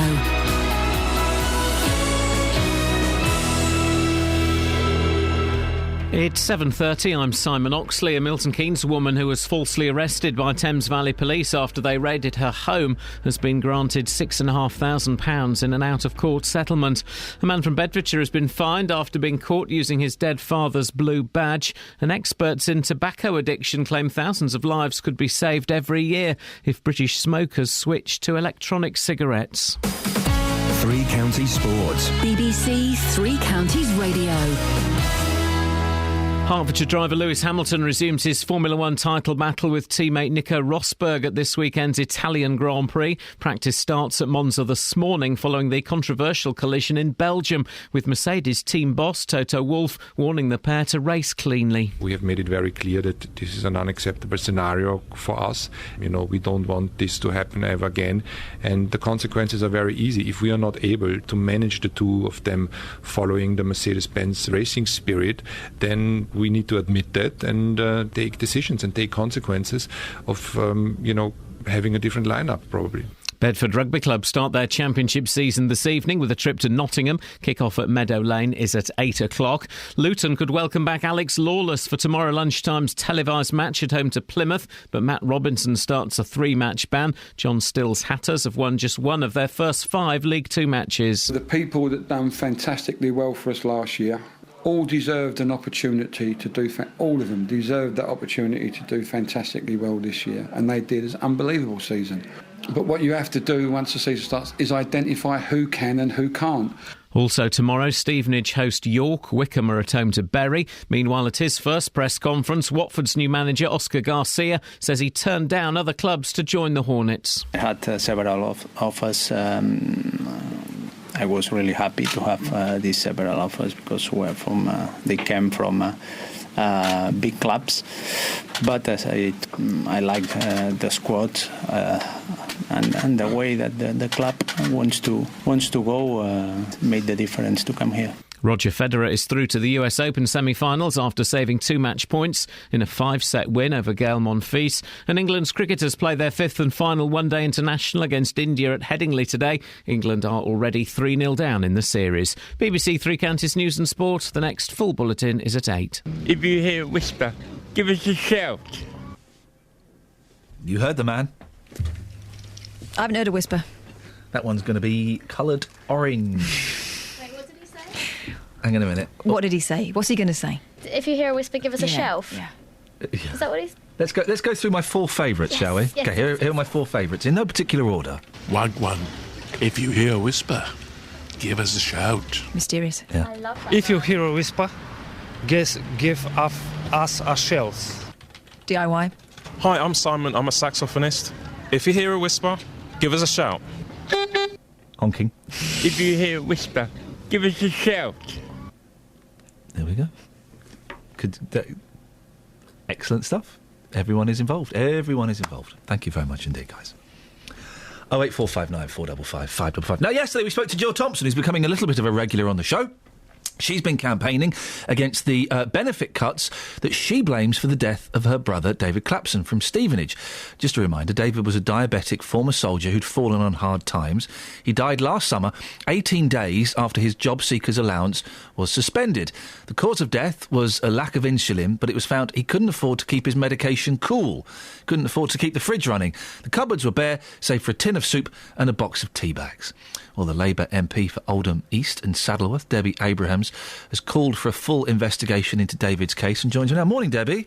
Good morning, Ian. What's your connection and your interest in this story?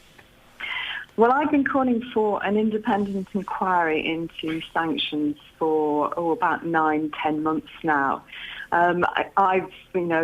Unfortunately, David's situation isn't unique. Since the recent introduction of these new sanctions regime in October 2012, over 2 million people have gone through this, with 1 million being adversely sanctioned. And we believe, remember the Work and Pension Security Council Select Committee, that these have been inappropriately applied. So we've been calling on an independent inquiry. We thought the minister had agreed, but then they backtracked.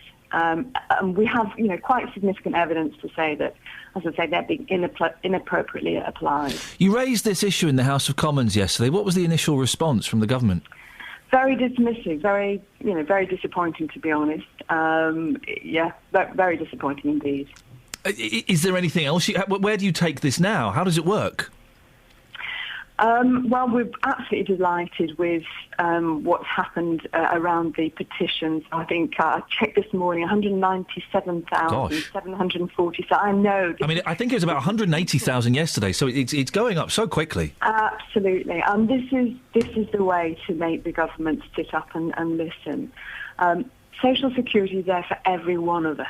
If any one of us, David worked all his life. He stopped working to look after his mum. When he needed to get back into work, he went to the job centre for support, and unfortunately, he was treated shabbily. Absolutely all credit to Jill for what she's doing for the Mirror as well, for what they're doing to raise the profile of this, because as I say, it's affecting millions of people. This isn't about the work shy. This is people who want to get back into work and who are, as I say, being really shabbily treated. What changes would you like to see made then, Debbie? How do you think that things could be made better?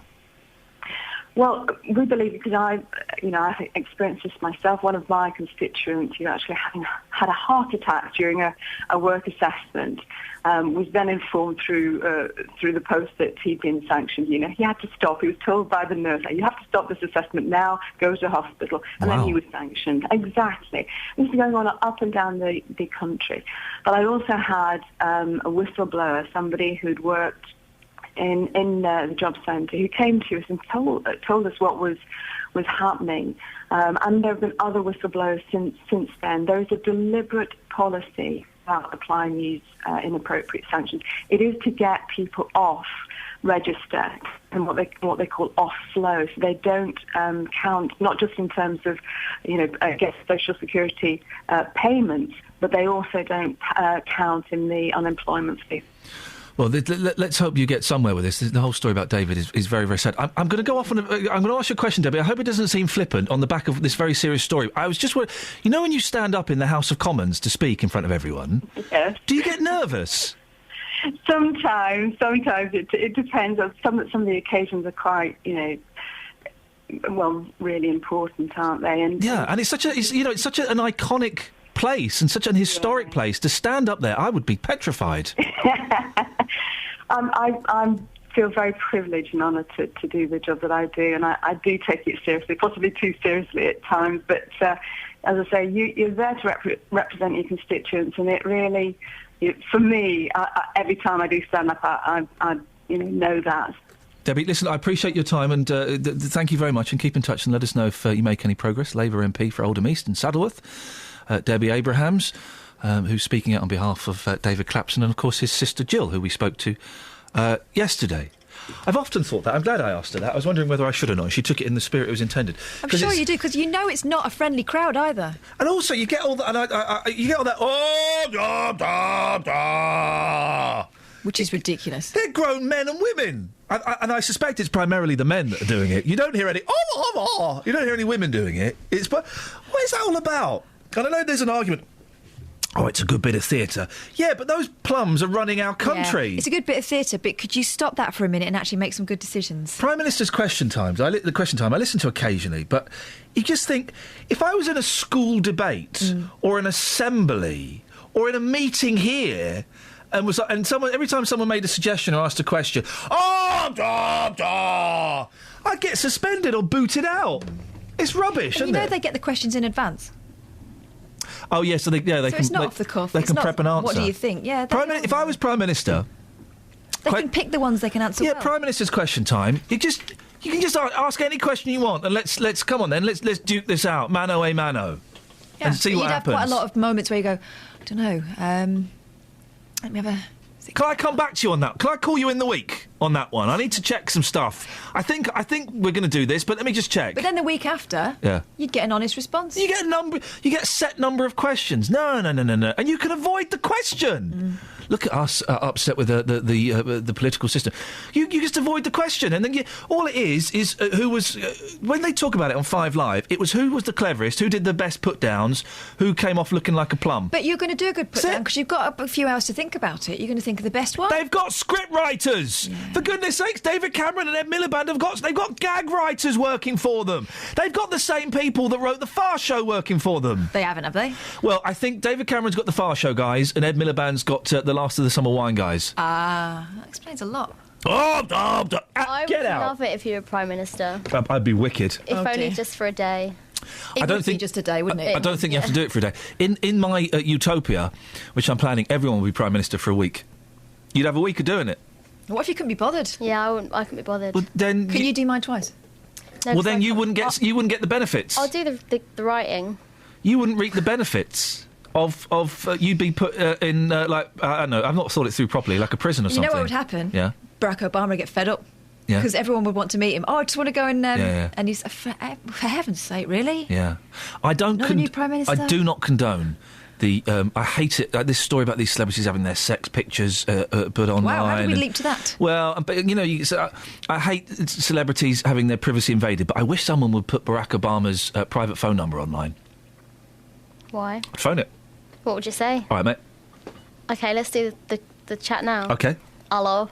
Wait, no. No, it doesn't talk I like can't that. do American. What was that? He's not Irish. It was the first thing that came out. Kathy, do American. Well, I can't do American man. Hello, this is Mr. President Barack Obama and that. Is that Barack Obama? Might be. Who's asking? Is it really Barack Obama? No, it's me. I can't do it. Oh, OK. I phoned up Quentin Crisp once. I've told you that, didn't I? I didn't have anything to say to him. He was a celebrity homosexual. He was. That was his shtick. That was his raison d'etre, wasn't it? He broke down boundaries. What was he famous for? Being posh, living in America and being gay. Yeah, he was. He wore elaborate hats. I know loads of people like that and they're not famous. I know. Can you imagine? This is what the old days were like, the 60s and the 70s. You could become famous for being gay. And he was. He was very outspoken and very camp homosexual when it was, when it was illegal and when it was then legal but still frowned upon. Well, he was just famous for that. He didn't write anything. He wrote a book about it. Yeah. Oh, so he was an author? But the other afterwards, a lot of the other camp homosexuals were just camping it up on telly and making out it was a big joke. Yeah, he was living the life, and he broke boundaries. He was good, Quentin Crisp. Anyway, he was famous, and his phone number was in the phone book when he was in New York. So me and my friend phoned him up. What did you say? Is that Quentin Crisp? He went, yeah. Is it really? Yeah. Ah. Who else would be in the phone book? Do you remember the phone book? Yeah, I remember the phone book. 08459 455 555 is the telephone number. We are talking about, I don't know. We're asking if you remember the phone book. Do you remember the phone book? It used to get delivered, didn't it, on the doorstep? They used to leave a phone book on a doorstep. They don't anymore. Is Yellow Pages still going? Let your fingers do the walking. They leave me that and it goes straight in the recycling. Yeah. You can't recycle Yellow Pages. Can't you? No. Well, I do. You shouldn't. Oh. Anyway, what other stuff are we talking about that people can phone in about? Compensation. Compo. Should the police be dishing out compensation? Of course they should when they treat people badly and they don't do their jobs properly. Okay. If there's no injury, there's no loss of earnings. Police compensation. What do you think? Is it a bit... Well, don't just do that. Put forward... My point of view is, I think, particularly in this case that we're talking about today, but if the police have not done their job properly and they have acted inappropriately and they have left someone traumatised, then yes... they should pay compensation. You strongly disagree. Well, I just think it's chucking money at a problem when actually they ought to sort it out. What are they going to do? Give her a massage? She's in this particular case. Get her a Nando's black card or something. That's what Dave Luton was suggesting. No, he wasn't. She could spend it on a nice holiday. So it's sort of tell what she spends it on, but she did say the money wouldn't make any difference to her traumatic experience. But quite often in these cases, the money is a physical proof that someone has been punished and is making some kind of reparation. Yeah, but when it comes down to it, we're punished as a whole because people are fining the police for hurt feelings and embarrassment, which, is strong, and there's no doubt. It was more than hurt feelings. I know. But what I'm saying to you is there was no loss of earnings, there's no mention of any sort of damage done. Well, then they should do their job properly. Hopefully it will teach them to do their job properly. But in the meantime, they're getting rid of police officers. There's fewer police on the streets. They haven't got the money to be chucking around and things like this. That's not connected. Those two things are completely separate. Imagine the coppers burst into your house, scared your little kiddies, and they arrested you because I'd phoned up anonymously and said, Catherine Boyle, she's got some drugs and some stolen property. Yeah, it would be bad. Yeah, it would be bad. Money wouldn't make it any better. No, it wouldn't make it any better. What would make it better then? Them saying, we're sorry. I would want an apology and I would want to know what they were going to do to ensure it wouldn't happen again. Well, OK, Mrs Boyle, we're sorry we did that and lessons have been learned. We've given advice to the officers involved. Would that satisfy you? No, stronger than that. Well, that's what they've done. That's all else they've done, is that. We've given don't advice. Spend the money on it and act a bit stronger. 0845. You can see it's a fiery debate. If you'd like to join it, 08459 455 555. Travel news for beds, cards and bugs. BBC Three Counties Radio. The M1 London bound looking quite slow moving at the moment between junction 9 at Redbourne and junction 7 for Hemel Hempstead. The M25 heading anti-clockwise, 2 lanes are closed at the moment. That's between junction 22 for St Albans and junction 21A. That's due to an earlier vehicle fire there. Also queuing anti-clockwise on the M25 between junction 17 at Maple Cross and junction 16 the M40. Very slow moving in Bricketwood on the North Orbital Road just at junction 21A for the M25. So far on the train, everything's running well across the 3 counties. Nicola Richards, BBC Three Counties Radio. Thank you very much. 7:46. It's Friday the 5th of September. I'm Iain Lee. These are your headlines on BBC Three Counties Radio. A Milton Keynes woman who was falsely arrested by Thames Valley Police after they raided her home has been granted £6,500 in an out-of-court settlement. A man from Bedfordshire has been fined after being caught using his dead father's blue badge. And experts in tobacco addiction claim thousands of lives could be saved every year if British smokers switch to electronic cigarettes. Oh, don't get me started on those and the smug plums that smoke them. Let's get the weather. Here's Georgina. Beds, Hearts and Bucks weather. BBC Three Counties Radio. Hello there. A bit of fog and mist around first thing this morning, but any cloud should thin through the day. So by the afternoon, we're looking at a much brighter end to the day, and with some sunny spells too. Temperatures reaching 21 degrees Celsius. Now it remains dry through this evening and tonight as well, with some clear spells. Probably more of that mist and fog developing with lows of 14 degrees Celsius. It's another warm night. So tomorrow, once the mistiness clears, we've still got a fair amount of cloud around. More cloud tomorrow than today, that's for sure. But it does brighten up through the day. Now, I can't promise everybody will see sunny spells, but there will certainly be some around by the afternoon. But also the potential for a couple of isolated but rather sharp showers in the early evening. But many of us will miss those and have another dry day. Temperatures up to about 20 degrees Celsius. Now, there's more chance of sunshine on Sunday. It's quite quiet, really. There may be a little bit of cloud left over from Saturday, but really that's starting the settled weather for the next week as well as high pressure builds. We've got fairly clear nights, though, so some rather chilly starts. That's your latest forecast. If you hear a whisper, give us a shout. Every weekday from 12, Nick Coffer brings you BBC Three Counties Radio. I've got some great interviews coming up. He was in the trenches in France and he was shot. We both look at each other in amazement and can't believe how far we've come with the company, and we love it. We love every day that we do the cakes. Nick Coffer. We're telling people, go out and find about your family story and come back and pay tribute to them in a way that is a living, breathing legacy. Got a strong local link, hasn't it? A strong local link. Amy Merritt, she's originally from New Zealand, now settled in Buckinghamshire. Nick Coffer. I think it could be brilliant. Weekdays from 12 on BBC Three Counties Radio. Morning, this is Iain Lee, BBC Three Counties Radio. Boy, oh boy, it's a busy show. If you want to give us a call, police compensation seems to be the main topic of debate this morning, but we're also asking, ever used a blue badge when you shouldn't have done? Now, we can put out what do you think about it, and everyone would phone and say, oh, it's disgusting, it's outrageous. OK. Would you admit to using one when you shouldn't have done? 08459 455 555. Also, remember the phone book. Liz is in Hitchin. Morning, Liz. Hi, Ian. Phone books. Yes, I get one posted through my door. Gosh, that must be thin. They used to be so fat that they'd leave them on the doorstep. That's right. They used to be really fat, but I think it might be because a lot of people go ex-directory now, so there's not so many people in the book. It's not so much. I remember back in the day, it was de rigueur for the strong men to rip phone books in half. I'm guessing if it's quite thin, probably even I could do it. Yes. How often does it come every? I can do it. Does it come every year or something? Sorry? Does it come every year? Yes. I've got the 2014-15 at the moment. I can't think of anything so old-fashioned as a phone book. Yeah, it's from BT phone book. And it's not just businesses. It's got people's name, like, you know. No, it's got residential names in it. Yes. Yes, I get one every single year. I'm trying to think, and obviously it's just your local area, isn't it?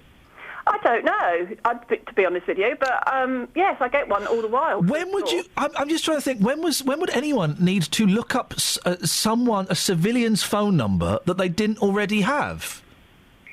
I haven't needed to do that since 1982. Well, that's very true. Yeah. Yes. When did you last use it, Liz? I can't remember. Yeah, it's weird, isn't it? It's just in the cupboard. Yeah, exactly. It's just in the cupboard collecting dust. Liz, thank you very much indeed. When would you need to call someone when you don't already have their number that's a person? I was just thinking we could do it upstairs in the office. Why? Because sometimes we have to go through the electoral roll to find people, don't we? And actually, they might be in the phone book. Yeah, but then you need loads of phone books for Beds, Hearts and Bucks. You'd need, about a dozen phone books? We've got nothing but space. We've not got that much space. It's a mess upstairs. OK, well, we'll see. Well, maybe it's Christmas is coming up. You never know, you might get one. Here's hoping. Here's fingers crossed. Now, we've been following the case of a Watford man looking to be rehoused by the council after his current landlord decided to sell up. Steve McMahon was forced to give up work after damaging his neck and back while working underneath a boiler when he twisted awkwardly. He wants to be allowed to keep his dog with him, as he says the pet is the only thing which keeps him going. We can speak to Steve now. Morning, Steve. Good morning. So it sounds like, the way I've phrased it there, it sounds like a trivial injury. You were a gas boiler man, and you kind of, you were going round the back of a boiler in a tight cupboard, but you actually injured yourself really badly, didn't you?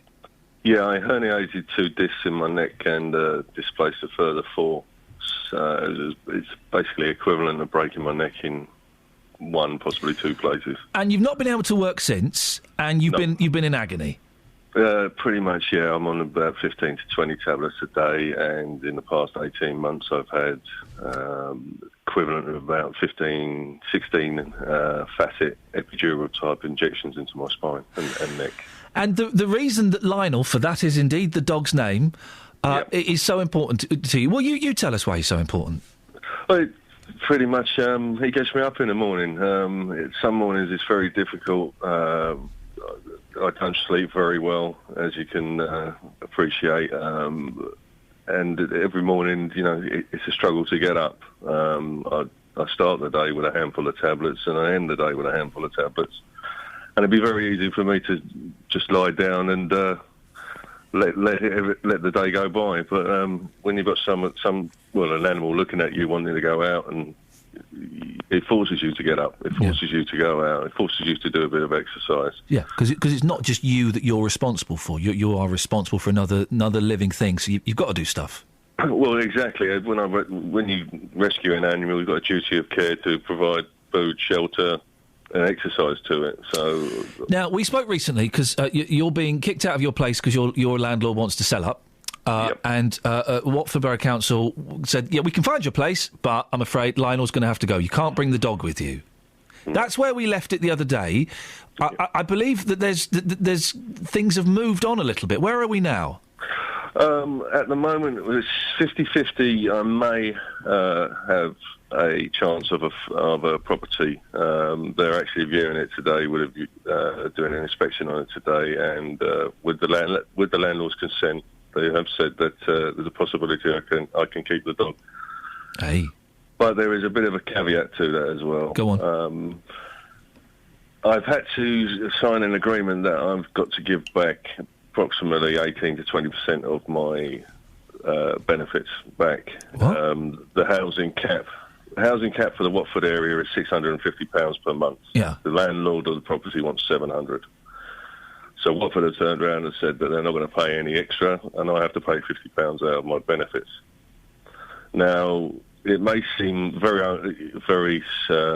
ungrateful of me, but it's £15 a week, and in real terms, that's 3 days of a food budget for me. So I budget roughly to live on £5 a day. £5? How do you survive on £5 a day? Well, that's it. I stagger to when I read all these people are earning these thousands and thousands of pounds through benefits. I don't know how to do it because I can't seem to get anything out of the benefit system. You're doing it wrong, Steve. I know. I can't even get disability living allowance. So you're living on £5 a day. Yeah. This is going to cost you 15 quid a week out of that. I'm assuming you've sat down with a pen and paper and a calculator. Can you do it? Could you live like that? Well, let's hope we've got a mild winter coming up. If we have a severe winter like we did last year, then things are going to be very, very difficult. And what bugs me as well, if putting things into perspective, Watford spent nearly close on £6 million on a duck pond, let's say, in the town centre in the Grand Parade. It's a very nice pond, Steve. It's a very nice pond, but if you if you think and do some basic mathematics, that could have purchased 25 one-bedroom properties at the current housing market. And rental on those 25 one-bedroom properties would have generated £250,000 per year in revenue, which would have paid for the properties outright within 15 to 20 years. Now, surely it would have been better to house 30 people rather than a duck pond which has no revenue returning back to the council. I know it's a lovely duck pond. I know it's great. And where are the ducks going to live? He said, being flippant. Yeah, listen. Your point is, I take your point. Of course, I do. It's priorities, isn't it? The council are checking this place out today, are they? They're checking this place out today. Yeah. Okay, and if it gets the thumbs up, and if you when could you be moving in? Well, they say they're hoping for next week, and I'm kind of hoping for next week because at the moment I'm just waiting for the bailiff's warrant to turf me out. Oh, blimey. Yeah, well, fingers crossed. And I'd just like to say thank you to all the listeners for all the great messages of support. You've got some wonderful people out there, yeah. Well, we have got some wonderful people. We've also got some dodge pots as well, Steve, so I hope they didn't get in touch with you. Listen, maybe we can speak next week or the week after and just find out how things are going. Yeah, I appreciate this call, Ian, and thank you again. Thank you very much to all your listeners. I wish you and Lionel the very best of luck, Steve. Thank you very much indeed. Yeah, let's give him time to find out what normal is, living in a different sort of way. Yeah. And we'll catch up with him because this is happening to more people than you realise. He lives on £5 a day. I know. Oh, blimey! I'm speechless by that. You know, I'm speechless. Blimey. This is someone who worked all his life. I know, and he wants to work, but he can't because he's knackered his back in a really, what sounds like a flippant little injury. He was twisting behind a boiler, but he's completely knackered his back. He's on, 20 pills a day. Yeah. Could happen to any of us like that. Blimey. Steve, we'll speak to you in a couple of weeks and find out what's going on and wish you the very best of luck. I hope it works out the way you want it to. Richard's in Winslow. Good morning, Richard. Hello, mate. That's a sad story. I'm hoping you can spread some light and stardust onto the show with your unique blend of humour. Well, I was going to try to because, as you know, I've got pretty good singing talents that you keep cutting off. But you probably don't know this, but I've got a repertoire of songs with everybody's known name in the world. And I'd like to challenge you to donate 10 quid to a good charity if I can't sing or if I can sing a song with a name, any name you care to choose. Go on, take the challenge. Happy birthday to you. Happy birthday to you. Happy birthday, dear Kelly, Richard, Catherine, Ian, Stephen, Marcus, Doreen. Happy birthday to you. And many more. Now, as you got it wrong, you've got to donate the 10 quid. I'll donate 10 quid to your face in a minute. I don't know what that means. Travel news for beds, cards and bugs. BBC Three Counties Radio. In Little Barford at the moment on the A1 heading southbound, looking quite slow moving between the Great North Road and the Black Hat. If you hear a whisper, the give us a M1 shout. London bound looking Sorry! That was my fat fingers. Sorry. Carry on, as you were. And Junction 7 at Hemel Hempstead. On the M25 heading anti-clockwise, there's a lane closed at the moment between Junction 22 for St Albans and Junction 21A, and that's due to a vehicle fire there. And heavy anti-clockwise between 17 at Maple Cross and Junction 16, the M40. Nicola Richards, BBC Three Counties Radio. Thank you very much indeed. So, should the police be paying out compensation? I think when they've muffed up, yes. Catherine strongly disagrees. Do you still get a phone book? And for Justin's sake, what has your dog eaten? Here's the news with Simon. Local and vocal across beds, hearts and bucks. This is BBC Three Counties Radio.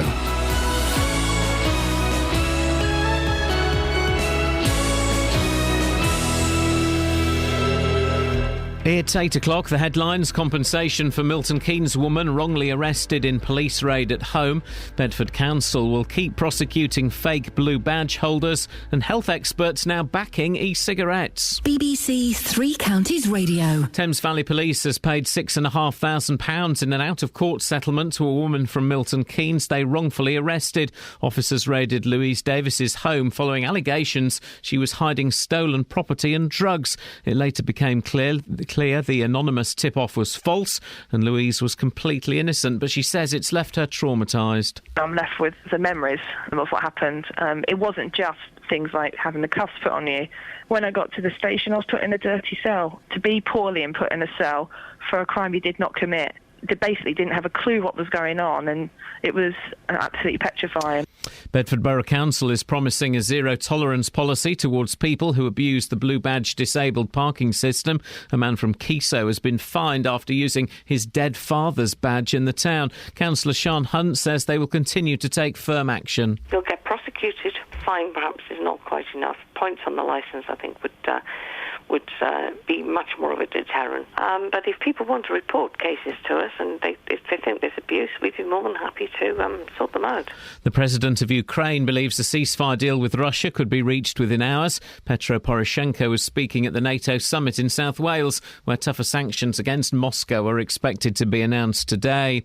A new cancer centre is being opened at the Lister Hospital in Stevenage this morning. The £3 million centre, jointly funded by the NHS and Macmillan Cancer Support, is doubling the capacity of the previous chemotherapy unit.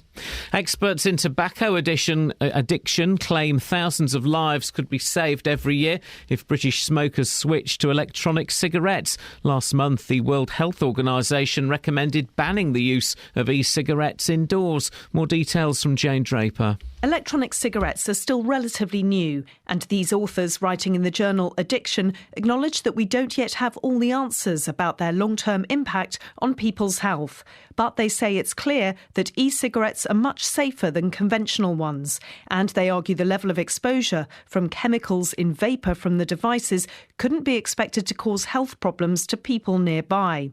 A separate article in the British Journal of General Practice estimates that for every 1 million smokers who switch from tobacco to e-cigarettes, more than 6,000 early deaths would be prevented each year in the UK. In sport, Hertfordshire driver Lewis Hamilton resumes his Formula One title battle with teammate Nico Rosberg at this weekend's Italian Grand Prix. Practice starts at Monza this morning, and Bedford Rugby Club start their championship season this evening with a trip to Nottingham. The weather, another cloudy and misty start for many, but with some limited bright or sunny intervals later. A maximum temperature 21 degrees Celsius. And you can get the latest news and sport online at bbc.co.uk/3 counties.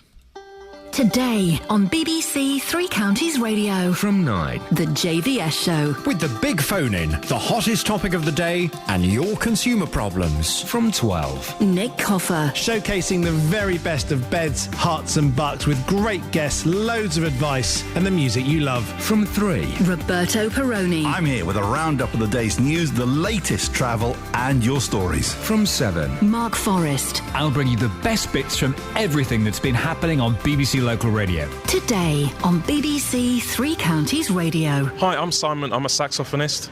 If you hear a whisper, give us a shout.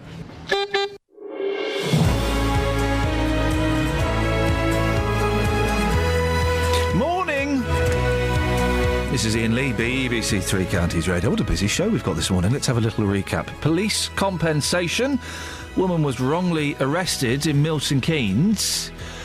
So she managed to get £6,500 compensation. I think well done her. Shame on the police. Catherine Boyle slightly disagrees. Your thoughts on that, please? Is anyone going to be brave enough to phone up and say, do you know what? Yeah, I've used a blue badge when I wasn't meant to. Come on, you know you've done it. And it's embarrassing for Justin. He's been out on the street, hasn't he, Catherine, asking people, what has your dog eaten? It's not gone well. Apparently he's got one story. Yeah. We've got one, and we've just been sitting here. Yeah. He owes me a breakfast, it would appear. He's gone out again. I suspect he may have gone out with a script to see. I don't know. We'll find out. 08459 455 555 is the telephone number if you want to give us a call. Across beds, hearts and bucks. This is BBC Three Counties Radio. Now, Thames Valley Police have apologised for wrongly arresting a Milton Keynes woman following an anonymous tip-off. Excuse me. Louise Davies went to the Independent Police Complaints Commission after the incident back in March 2011. The watchdog found that the call to Crime Stoppers was malicious and officers hadn't done enough to work that out. Louise was awarded £6,500 out of court. Well, what do you think? Should the police be paying out compensation like that? Justin Dealey has been asking whether people do deserve money if something is wrong, if someone is wrongly arrested. I think they should get compensation, yeah. Only because, like, if you was to get arrested and it wasn't your fault for whatever reason, obviously you got the embarrassment of going through it. If you're supposed to be working that morning, then obviously you missed out on a day's pay. So there's that. And then it's just the awkwardness of it all. Shirley, if you were wrongfully arrested, do you feel like you would be owed compensation for that? No, I don't. Tell me why. Well, you must have been doing something to get the police's suspicions up in the first place. Well, what if you were totally innocent, though? Well, you've got to prove it, haven't you? So if you prove that you're innocent and you've done absolutely nothing wrong, yet you've been arrested, you've been through the trauma of that, would you deserve compensation? No, I'm sorry. We're getting to be a compensation claim nation. It's got to stop somewhere. And unless you've been hurt or anything like that, yeah, let's go somewhere. I want compensation off of you for stopping me and hassling me when I'm trying to go home for my breakfast. OK, it's a fair point, but seriously, if you were arrested at home, your neighbours knew about that, you was embarrassed by that, you don't think you'd be entitled to anything? No, I'm sorry, I don't. As long as my good name was reinstated, that is it. Money doesn't compare to your good name. And here's part of the problem, what that lady said there. Two things she said show why people like Louise should get compensation, right? She said, well, the police would only arrest you if you've been up to no good. No smoke without fire. So her neighbours might quite possibly be thinking less of her because they have seen the police go into her house late at night. Did you say money's no compensation for your good name? Well, hang on. No, let's just stress these two things. So, no smoke without fire. People will go, oh, well, you know what happened to Louise the other night? The police were around there. And also, she then said, it's up to that person to prove they're innocent. Innocent until proven guilty. I don't think her testimony is going to stand up in a court of law. I just don't think, right, this is my point of view. Yep. I feel odd about it because, in this case, we're not paying back for any damage done to their property. There's no loss of earnings. It was embarrassing. It was humiliating. It was an awful thing. It shouldn't have happened. But those police officers have just been given advice. They've thrown money at it to make her quiet. Yeah. Nothing's going to change. Yeah. I would rather they discipline those police officers properly and thoroughly. I agree with and that. there was no money involved. Why can't both things happen?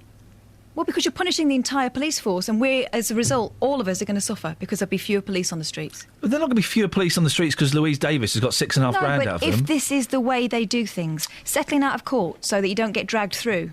08459 455 555. On the line now is Sophie Khan, a solicitor advocate specialising in claims against the police. Morning, Sophie. Morning. You've heard how it's divided, well, me and my producer, Catherine. It does divide people, the thought of compensation being paid out, doesn't it? If there's a valid claim, then yes, there needs to be compensation. If there isn't, then obviously there is an argument that the police can make, and they normally pursue it and defend it through court. But on this occasion, this woman was also injured. She had a back injury, so we have to look at that as well. But that wasn't upheld by the Independent Police Complaints Commission. It's a separate matter. Complaints are separate to a claim. In a claim, the evidence is presented to the police to say, look, X, Y, but it was settled out of court, and there were 11 points put forward, and only one of those was upheld, and the injury was not upheld. The injury is more of a claim rather than a complaint, because the IPCC cannot investigate injuries. All they can do is investigate the actions of the officers. It's not really the actions of what's happened to the woman. But the money she's been given isn't compensation in that respect. It's an out-of-court settlement, isn't it? It is compensation. It's still classed as compensation, but it's been resolved outside of court, which is quite usual, not just in police cases. In all cases, a large proportion of claims are settled out of court, so it's not unusual for the police to do so as well. What about the argument that Catherine's been putting forward that that the money won't make any difference? It's not going to change things, and sometimes the police they arrest the wrong people. It's tough. It's a recognition, though, from the police that they did make a mistake on this occasion. They didn't do their job properly, and for that reason, this woman was injured, and other things had happened to her, and so it was the right thing for them to settle out of court and recognise that they made a mistake. And they've also offered this lady an apology, which is very rare. It's very rare for the police to formally apologise to anybody. If they were taking it seriously, Sophie, they would have disciplined the officers involved, and they haven't. They've given them advice. It's quite usual that they, learning lessons. If that had been happening, I hate that phrase. Lessons have been learnt. Oh, well, for lessons goodness' haven't sakes. been learned. That's the problem. If lessons had been learned, likelihood is this incident wouldn't have happened at all, because there is a very strict rule as to when to obtain a search warrant. Yeah. And obviously, none of those rules were followed, and lessons are generally never learned. I mean, they might be learnt from now on, but I don't think so. So giving advice to the police officers, that implies to me that they're not really taking it that seriously. Advice, don't do that again, will you?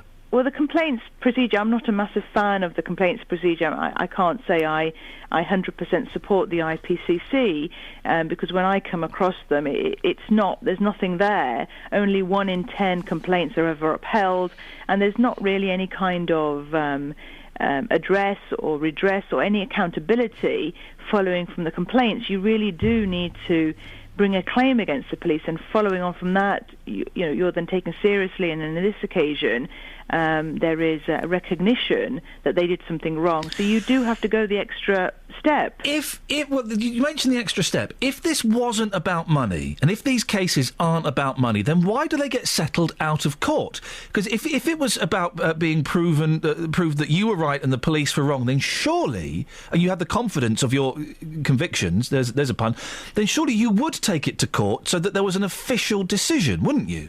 This is an official decision. But it's out of court, so it's settled out of court. It takes away some of the power, doesn't it? If it had been settled in court, if Louise had gone to court and won her case in court, people would take it more seriously, wouldn't they? But you have to think about the cost involved, taking a case to court.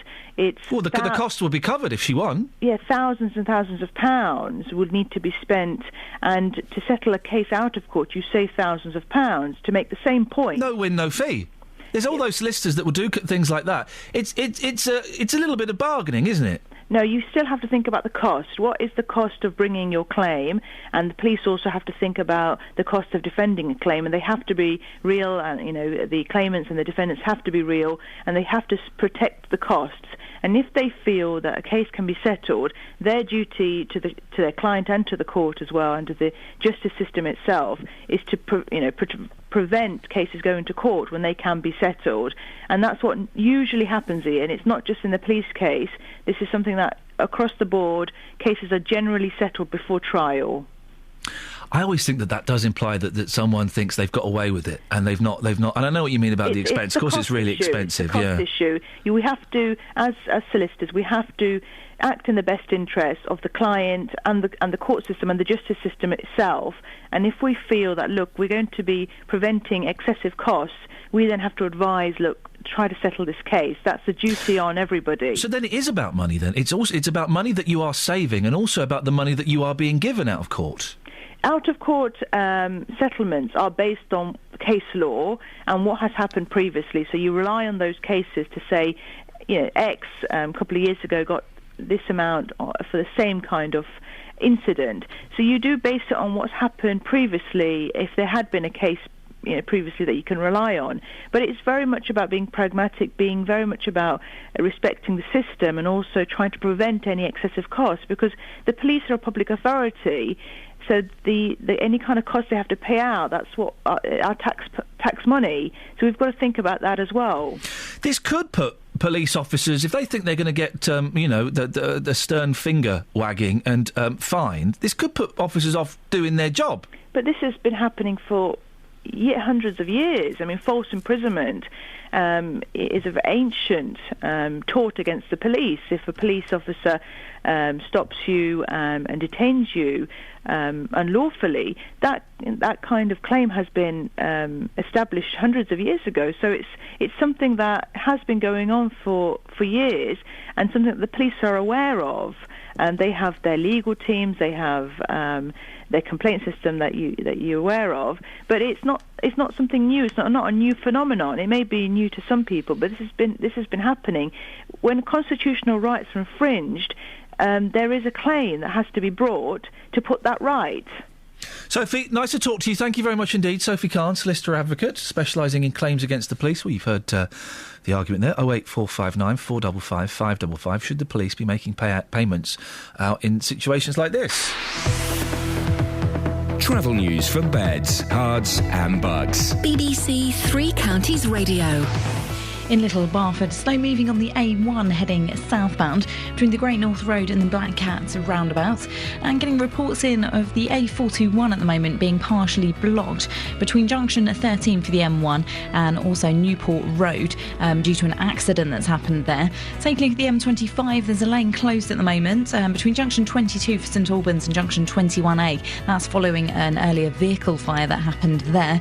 Anti-clockwise as well, rather heavy on the M25 between junction 17 at Maple Cross and junction 16 for the M40. So far the trains are looking good, not seeing any problems or delays. Nicola Richards, BBC Three Counties Radio. Thank you, Nicola.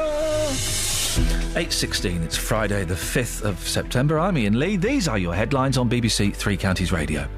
A Milton Keynes woman who was falsely arrested by Thames Valley Police after they raided her home has been granted £6,500 in an out-of-court settlement. Bedford Borough Council is promising a zero-tolerance policy after a man was fined for using his dead father's blue badge in the town. And experts in tobacco addiction claims thousands of lives could be saved every year if British smokers switched to electronic cigarettes and had an air of smugness about them. BBC Three Counties Radio.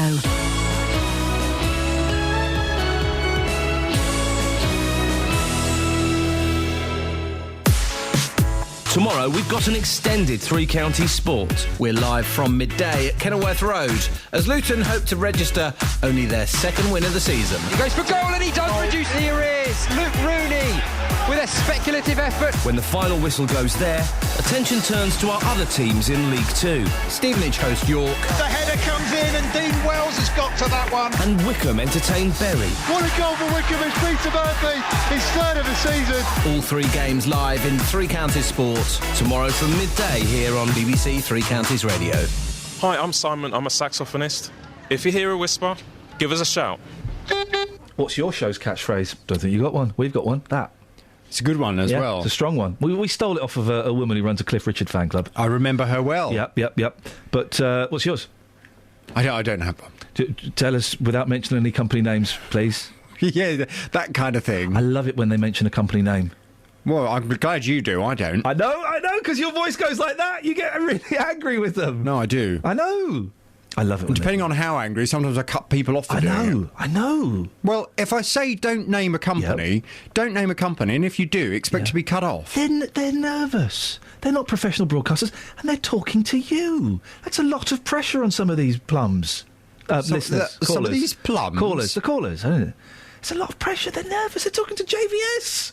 But there's just one thing. We say, look, you can tell us everything, all the detail.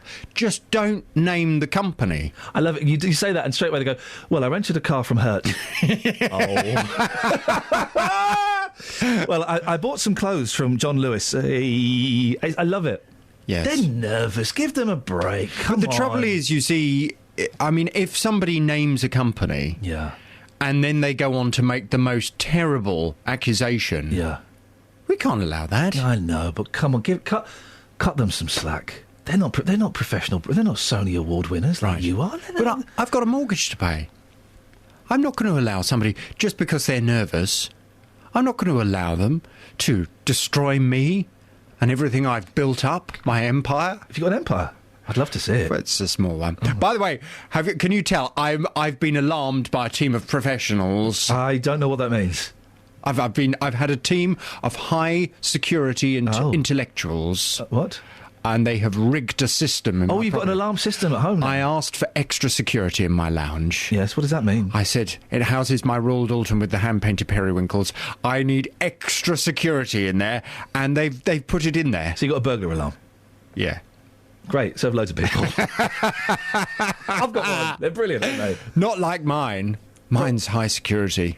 I don't know what that means. It goes off as burglar comes in. Got a dusky pink box. And the siren sounds like the QE2. When we moved into our house last year, we kept setting the alarm off. Did you? And they didn't leave us the code. So 3 times the fire brigade, I don't know why it was the fire brigade came out. That's not a burglar alarm, that's a smoke alarm. No, this was the burglar alarm, but it was set to the fire brigade. I don't know why. So the first time they came out, I'm really sorry, guys, this is really awkward. We had a little bit of fun bants. Second time they came out, the bants was a little bit strained. The third time, really sorry, sir, you're going to have to sort out this. I know, I don't know how to.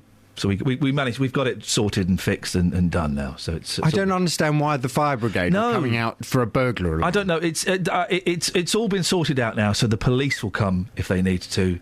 So they connected it to the wrong emergency service. I think so. Yeah, the lifeboat would turn up, and it was anyway, and half loud as well. I received a letter from Hertfordshire Police to say something along the lines of, congratulations, you're having a burglar alarm fitted. Please be aware, if it goes off more than 3 times in the year, we won't come out anymore. Oh.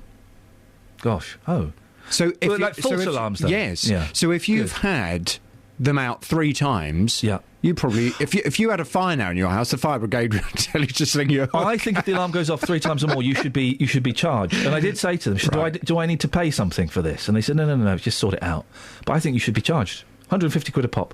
Yeah, but it depends what's wrong with it, isn't it? I mean, if it's going off because a spider... Tough. You should sort it out. Anyway, we could discuss this all morning, Jonathan. We should do it for fun. Well, for us, maybe. What's on your show this morning? Coming up on this morning's Big Phone In from 9. Oh, I'm interested to get your view on this, actually, Ian. Do you think the government should pay the ransom to save David Haynes' life? David Cameron has told Parliament he's not prepared to pay any ransom money to Islamic State, who are holding a British father of 2 hostage as we speak. 44-year-old David Haynes was working as an aid worker when he was kidnapped in Syria in March 2013, and this week he appeared in a beheading video as threats were made that he would be the next Western citizen to be publicly killed by ISIL. David Haynes, who's originally from Perth in Scotland, he was being held alongside Italian citizen Federico Mocca. He has now been released. Did they pay?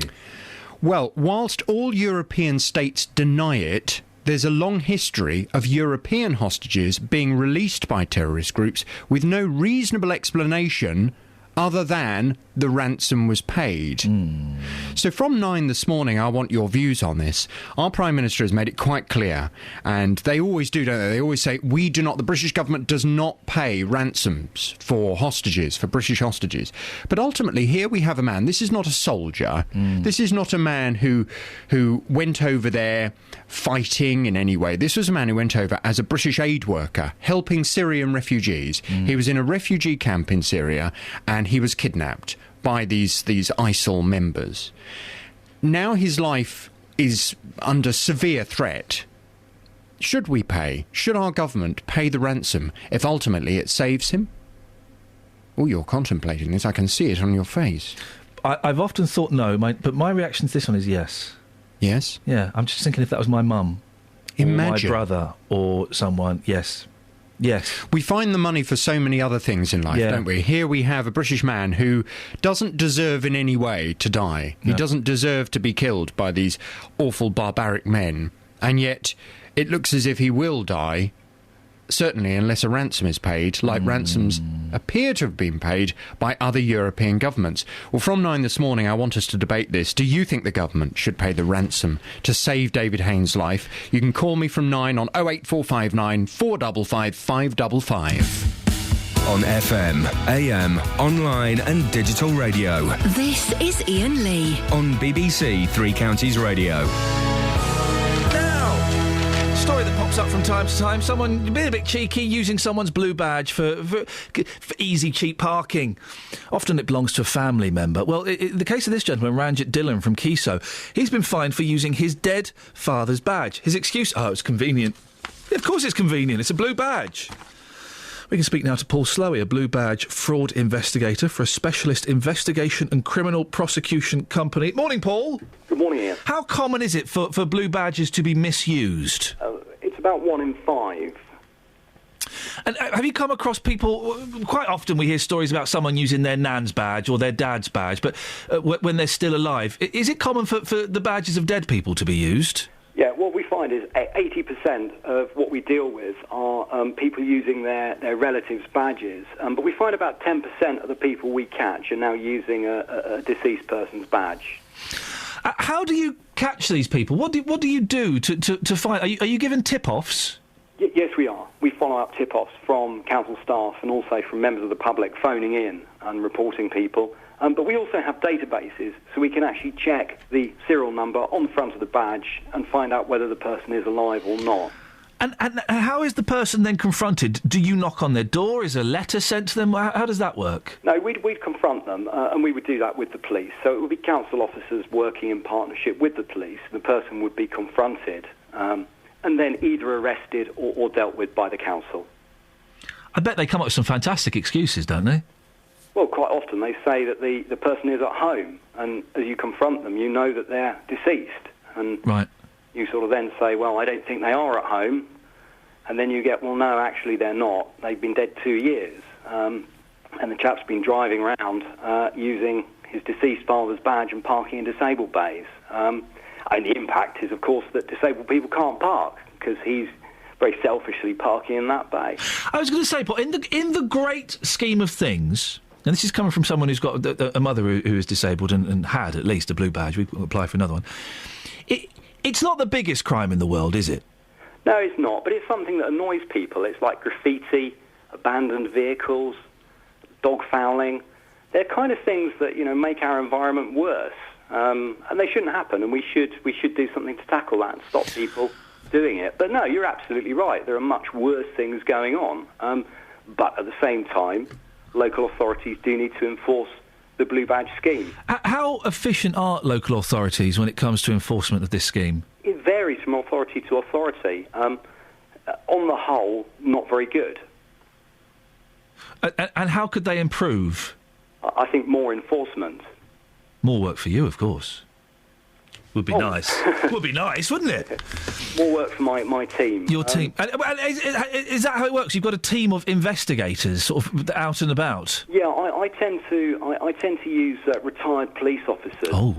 So police officers who've recently retired tends to be men, but men or women in their late 50s, early 60s, and they tend to work for me 1 or 2 days a week. Yeah. Working in local authorities, following up the leads from members of the public. There is an issue that people phone in or email in saying somebody's using, a blue badge issue to their grandfather who passed away a year ago, and nothing actually happens with those leads. They're not investigated. It's really important that authorities, whether they use external staff or their own staff, do go out and follow up those leads and carry out the investigations. And when they do catch people, they do need to prosecute. And what kind of... this fella got fined a couple of hundred quid, I think, maybe just under £300. Is that the standard punishment? Yeah, the average is just over 500, which would be a fine and costs. Right. The council would ask for costs as well to actually cover the cost of the prosecution. The average would be just over £500, but the maximum we've had was £2,500. Blimey. And that was a guy who owned a cab firm, and he was using a number of different badges in the cabs. They pulled up outside the cab firm.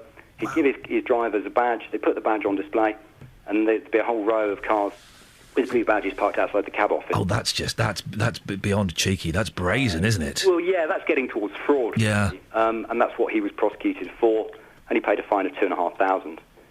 Paul, fascinating to talk to you. Thank you very much for your time. Paul Slowy, who's a blue badge fraud investigator. Takes it seriously. They get ex-coppers. He's not to be messed with. No, not at all.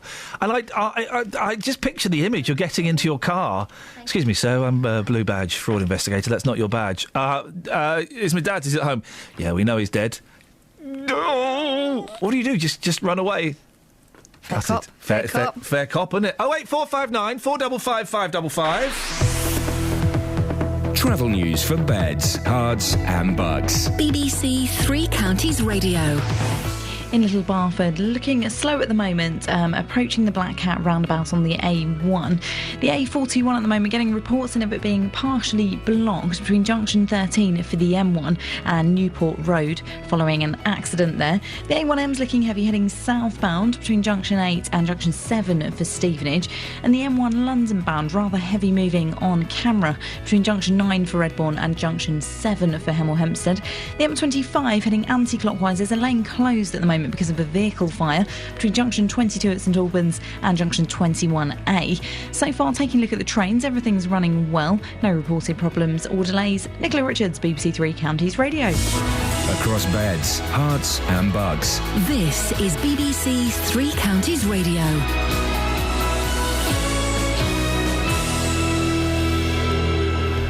It's 8:30. I'm Simon Oxley. A Milton Keynes woman who was falsely arrested by Thames Valley Police after they raided her home has been granted £6,500 in an out-of-court settlement.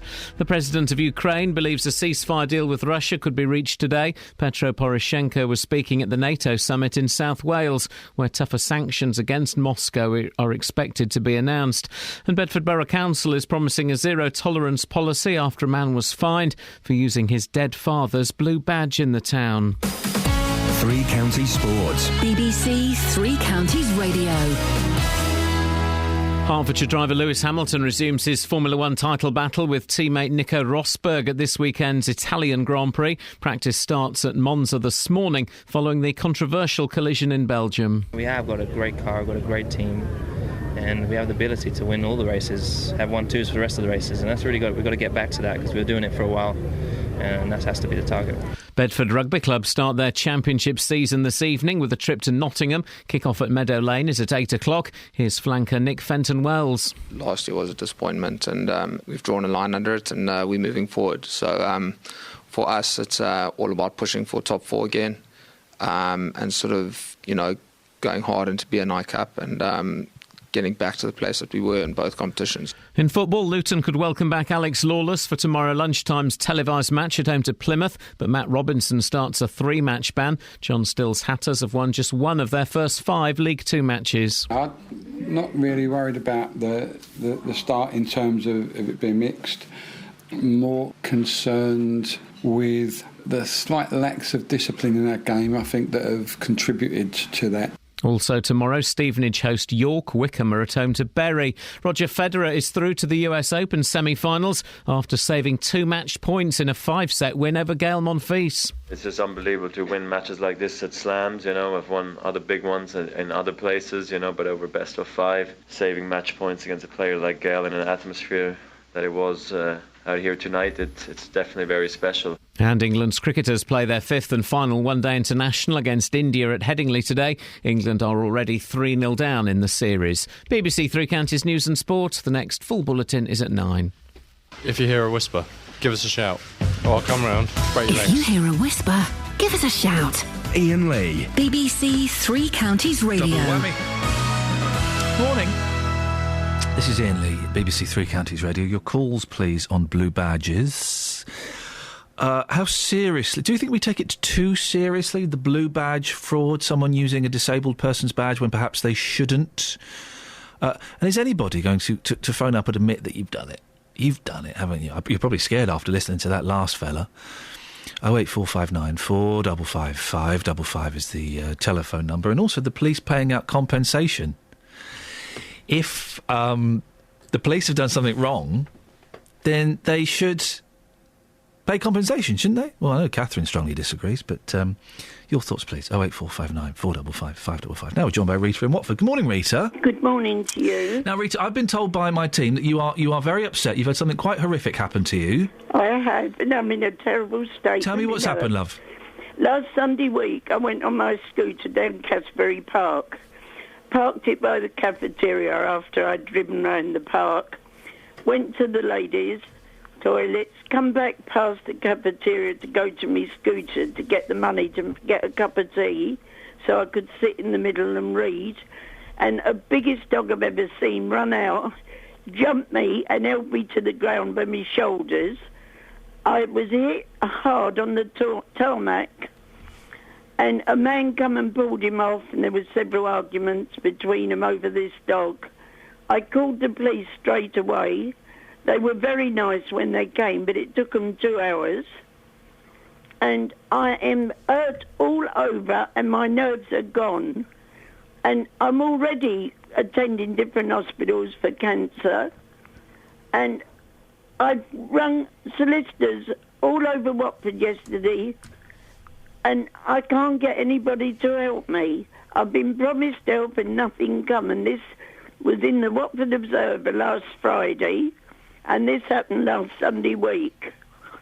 So where do I go from here? Where can a pensioner get help instead of just going to the doctors and say, take a tablet and go away? Well, we'll explore a couple of avenues and see if we can come up with a direction for you to head in, Rita. But just go back to when it happened. So you were just standing up, and it completely knocked you over and pinned you to the ground. He was several yards away from me. Yeah. I glanced at him as I walked past under a table. There was 2 ladies and 2 men on the table having their tea or coffee.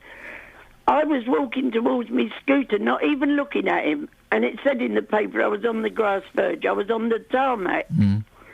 And he ran across, jumped me and threw me to the ground. Every part of my body, I'm now sleeping in a chair all night. Oh. Because I can't lay down in my bed. Every part of me hurts. And the chap that pulled the dog off of you, was that the dog's owner or just someone who was there? He was a witness, but he gave me his number and name, but the police and I have rung it and we get no answer. Oh. But the police were there. The cafeteria sent me a cup of tea across, which was very nice. Good for them. A nurse came from Watford General. She was sitting there having tea and said, let me look you over. I said, no, I'm getting the police and I'm going to the hospital. I said, and that's where I went. They couldn't find anything broken, but my leg and my arm was up like a balloon and I've chipped my elbow. Oh, blimey. Did you speak to the owner, Rita? Well, yes. And what did the owner say? I sat down at the table after they lifted me up. It took 2 men to get me off the floor. I couldn't get up. And I said, I'm going to get the police. He said, no, have your cup of tea and calm down. You won't need that. You'll be all right. Oh, I bet he said that, yeah. And he was very nice. He tried to calm me down, but I couldn't stop crying and trembling. And I said, I'm hurt all over. You know, but I got on my scooter, which you don't have to move your legs.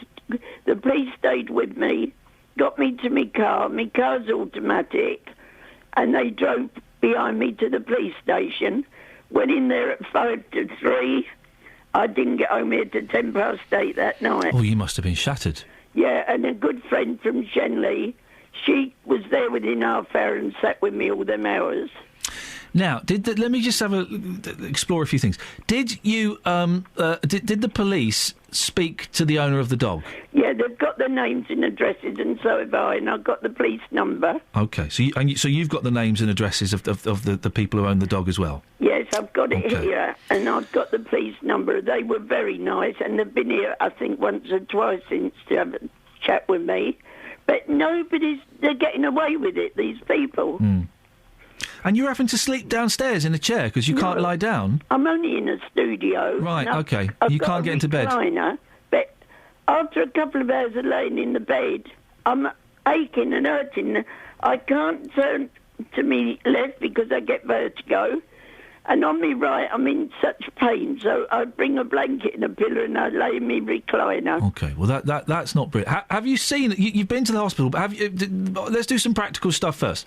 Have you seen a doctor and told them all of this stuff about how it's physically and mentally affected you? Yes, and as per usual, have a stronger tablet and go away. We've written it all down. Right. But have they given you painkillers? Yeah. And are you choosing to take the painkillers or not? Well, there's a bit medical on that one. I'm not putting that over what it does to me. Okay, all right, fine. And obviously, I'd imagine if you've got cancer as well, are you getting some kind of treatment for that at the moment? I've just been to St Thomas's on Wednesday. I've got to have several operations on my eye and face. Yeah. And I'm very, very distressed over what I'm going through there. I can tell my mum's going through cancer treatment at the moment, and it's a horrible thing to have to go through, and then to have this on top of it. It must be very. I can hear how upset you are, Rita. Well, I've had my breast off a few years ago. My arm swells up, and my leg was all swollen from the fall. Of course it was. And I'm sitting here, or I'm in a shop, and I go, oh. All of a sudden, I get the pains all up my leg. Yeah. And, you know, I'm with the hospital, and I've found out I've got to have a lot more done. They told me on Wednesday, so I'm waiting for that. My daughter she lives Maple Cross. She has 4 children. She can't get over here often. Mm. She has to go to work as well. She stayed up in London with me all day on Wednesday, and she was very good. You're having a run of bad luck at the moment, aren't you? I've had enough. I can't take any more. You mentioned your daughter, and she's busy with her 4 kids. Yeah. Have you got any other friends or family that you can talk to about this? Well, I've got a friend in Shenley, but her husband's not well, and she has to attend to him because they're both in their 80s. Yeah. I'm 81 gone, and I'm in sheltered housing. There's not a soul in here you can talk to. The warden shouts up, how are you? I go, I'm all right. So good. And goes. There isn't anybody in here you can sit with. Sounds like what I make up from what you're saying, Rita, is that as well as all of this horrible stuff you're going through, that you're a bit lonely. Is that right? No, I keep busy. I've got an iPad. Oh.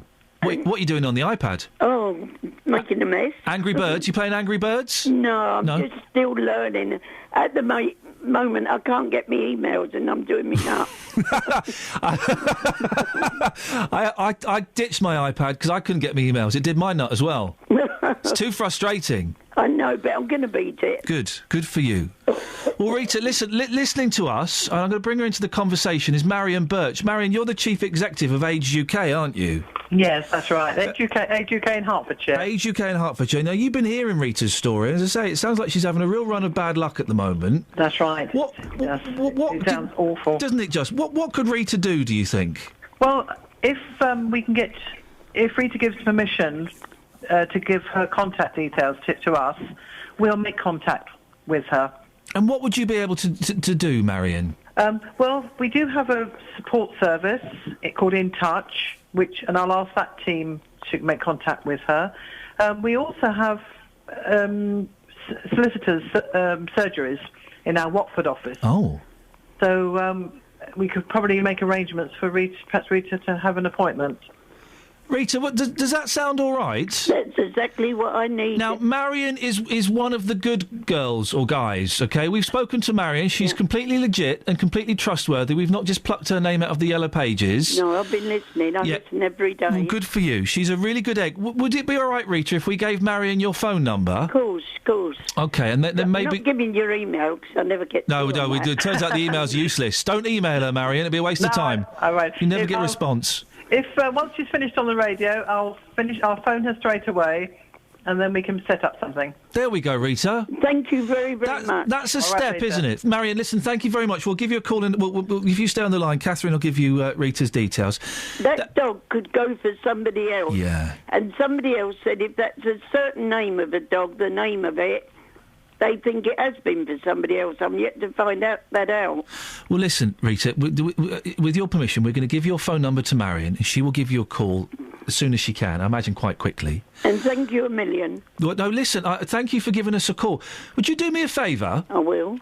Could you give us a call maybe Monday or Tuesday next week? Yes. And just let us know how you're getting on, and if Marion's been able to help. What time would you like me to call, please? Give us a call any time. I'm on air between 6 and 9 in the morning. I'm not getting up at 6. Come on, Rita, no, get up. I'm already up. I'm joking. All right. Well, listen, you give us a call any time between 6 and 9, and we'll have a little chat. Yeah. You already sound, if I may say, a little bit calmer than you did 10 minutes ago. Well, I'm frustrated trying to. Of course you are. I spent all yesterday on the phone, and there is one that's come back to me. But if you've got no money, you get no help. Listen, Marion will be able to hopefully point you in the right direction. She says they've got a solicitor there, and he or she will be able to tell you whether they think you've got something worth pursuing or not. Oh, crumbs, if you see me and see the thud I went. Yeah. And, you know. Oh, I bet. Listen, I can completely understand. Some of those dogs are so powerful. It's not just a shaggy dog story, is it? Hey, you've not lost your sense of humour, have you? No, I'm a Cockney, so I've definitely got one. Oh, blimey, I should put you in touch with my mum. Rita, listen, I'm really glad you spoke to us. Yeah. Speak to Marion, listen to her suggestions. You don't have to follow them, that's up to you. And then maybe we'll speak Monday or Tuesday next week. As long as I can get help, I'll listen. Good girl. Nice to talk to you, Rita. Have a good weekend. Thank you, thank you very much. You're very welcome. Bye. Thank you very much indeed. 08459 455 555. BBC Three Counties Radio. Let's get the travel. Travel news for beds, cards and bugs. BBC Three Counties Radio. In Ridgemont, getting reports of the A421 at the moment being partially blocked because of an accident between junction 13 for the M1 and Newport Road. The M1's looking busy London bound between junction 9 at Redbourne and junction 7 for Hemel Hempstead. And on the M25 heading anti-clockwise, there's a lane closed at the moment between junction 22 for St Albans and junction 21A. Now that's due to a vehicle fire that happened earlier on this morning, so at the moment some recovery work is taking place. On the trains, delays of up to about 15 minutes on First Capital Connect between Luton and St Pancras International. That's also affecting East Midland trains. Nicola Richards, BBC Three Counties Radio. Nicola, thank you very much. 8:45, it's Friday the 5th of September. I'm Iain Lee. These are your headlines on BBC Three Counties Radio. A Milton Keynes woman who was falsely arrested by Thames Valley Police after they raided her home has been granted £6,500 in an out-of-court settlement. Further sanctions against Russia are expected to be announced at the NATO summit in South Wales today. And the Bedford Borough Council is promising a zero-tolerance policy after a man was fined for using his dead father's blue badge in the town. Right, let's get the weather. Here's Georgina. Beds, Hearts and Bucks weather. BBC Three Counties Radio. Hello there. We've still got quite a lot of low cloud around. There are a couple of brighter spots, but that cloud should thin through the day. So by this afternoon, it's looking much brighter with sunny spells. Temperatures up to about 21 degrees Celsius and clear spells through the night as well, allowing that mist to develop with lows of 14 degrees, so another warm one. Tomorrow, a bit of mist around first thing, but generally anyway, quite a cloudy day tomorrow. It does brighten up through the day. It's certainly going to be brighter in the afternoon, but I can't promise everybody will see sunny spells. There are 1 or 2 sharp showers around in the early evening, but they're pretty isolated, so many of us will have another dry day. Temperatures up to about 20 degrees Celsius. Now, Sunday's looking pretty quiet, actually. A better chance of sunshine, although there may be still a little bit of cloud left over from Saturday. And then we have high pressure building through next week, so it continues to be quite settled. Quite clear nights as well, so probably going to have some rather chilly mornings, but quite autumnal and crisp, so feeling quite fine. That's your latest forecast. Thank you very much. Every weekday morning from 9, Jonathan Vernon Smith. Lots to discuss. Do you agree with her? Do you think she speaks a lot of sense? With the biggest questions. Should Muslim women be allowed to wear the veil in court? And is it fair to only give people this kind of benefit for 3 months? And the biggest opinions. I'd like to hear from you. I feel strongly because children should be taught in a structured way. You know, there's nothing better in life than real life experience. Don't be patronising. Excuse me, I'm talking, sorry. There's 2 words here, common sense. When my pet hates, I feel really strongly about it. We're talking about that. I agree with you. The JVS Show, weekdays from 9 on BBC Three Counties Radio. Right, last 12 minutes of the week before Jonathan Vernon Smith comes on. We'll hear from Justin Dealey in a bit. Before that, Andrew's in Bedford. Morning, Andrew. Good morning, Ian. What you got for us? My heart goes out to that Steve that's having to get rid of his dog. Hopefully he'll be able to keep the dog. Yeah. This is the thing, hopefully. I faced a similar situation some time ago, and I know how important a dog can be to you. When you are dealing with not just a physical illness, but also a mental illness, and he suffered from depression, having a pet can be the one little thread that keeps you alive and keeps you going. I know, when I was suffering from depression terribly years ago, and the fact that I had a cat, and I know it sounds trivial, meant I had to get up and I had to feed her. So I had to get up and do something at least twice a day. And that was, stuff like that keeps you going. Yes, it definitely does, yeah. And sorry to pedigree Pete, but his plan to wheel clamp people that wrongly use disabled parking spaces is a non-starter. Go on, why? Well, a couple of years ago they made it illegal to wheel clamp on private land, didn't they? Yeah, I think you're legally allowed to do a wee-wee on the door handle. Huh? Catherine, are you allowed to do a wee-wee on the door handle? It was on the wheel. No, if it's someone who's parked in a disabled bay when they're not meant to. Oh, there. No, Yeah, and what's this new word you've invented this morning, Ian? Which one? Traumatised. Hey, we didn't invent that. No, it's traumatised. Traumatised. No, listen, Dave Luton... Traumatised. Speaks his own... He speaks his own language. I like mushy peas. Traumatised. Yeah, he speaks his own language. And I'm sorry I had to bring that down on Justin, him losing his pay for tomorrow. Go on. Well, Justin's here. You can speak to him now. All right, Hello, Andrew. Justin. How are you, boss? Yeah, I'm sorry. The tension between these two. As payback for you trying to diss me yesterday, I thought, I'll have to punish him. What can I do? I don't want to be too severe. Just a day's pay. So I'll have this match on the thing, so his show gets dropped. Andrew, you're even more deluded than yesterday, my friend. No, I'm hoping to bring you back next week, though. All right. But as long as you don't start using words like deluded. Yeah.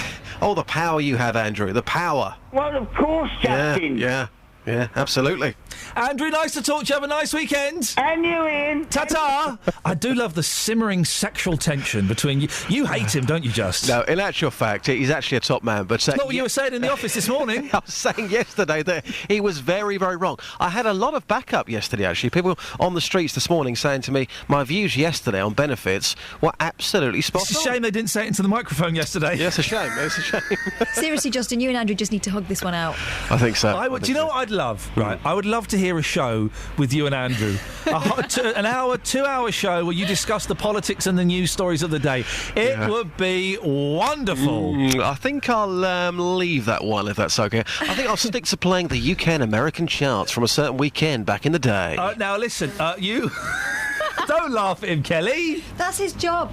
Although it's not tomorrow. He's been dropped. I've been dropped tomorrow for the football. Oh, that's the best trail ever. What? Shut up, Bets. Listen, you produce a programme about unsigned bands and artistes, yeah? I can sing. Where's the call? You're not Typical BBC discriminating. You're not good enough. I'm not good enough. Right. Where's your instrument? Right. So hang on. I thought you said that if you're unsigned and you want to get your music on the radio, give us a shout. I'm giving you a shout right now. Well, just I tell you what, let's have a little audition. Let's have a little audition now. Audition now. I'm not giving it away now. I want my fans to tune in and lift the audience on BBC Introducing. I'm trying to do people a favour here. Where do you get your inspiration from for writing music? I get my inspiration from real life, actually. And what sort of songs do you write? I know Ian's not a fan of this, but I write songs from the heart. What style of music? Soulful.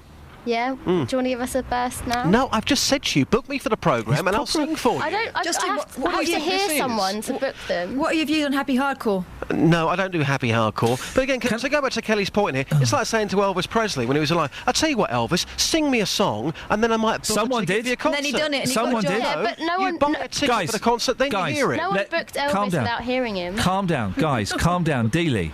I've noticed when you're talking to your colleagues and also to Andrew, there's a real tension within you today, and I think I know why. Why? It's because about 2 hours ago, you came up with the most ridiculous topic ever. What has your dog eaten? Yeah. I said, if that works, I'll buy you a breakfast. Right. And I know for a fact...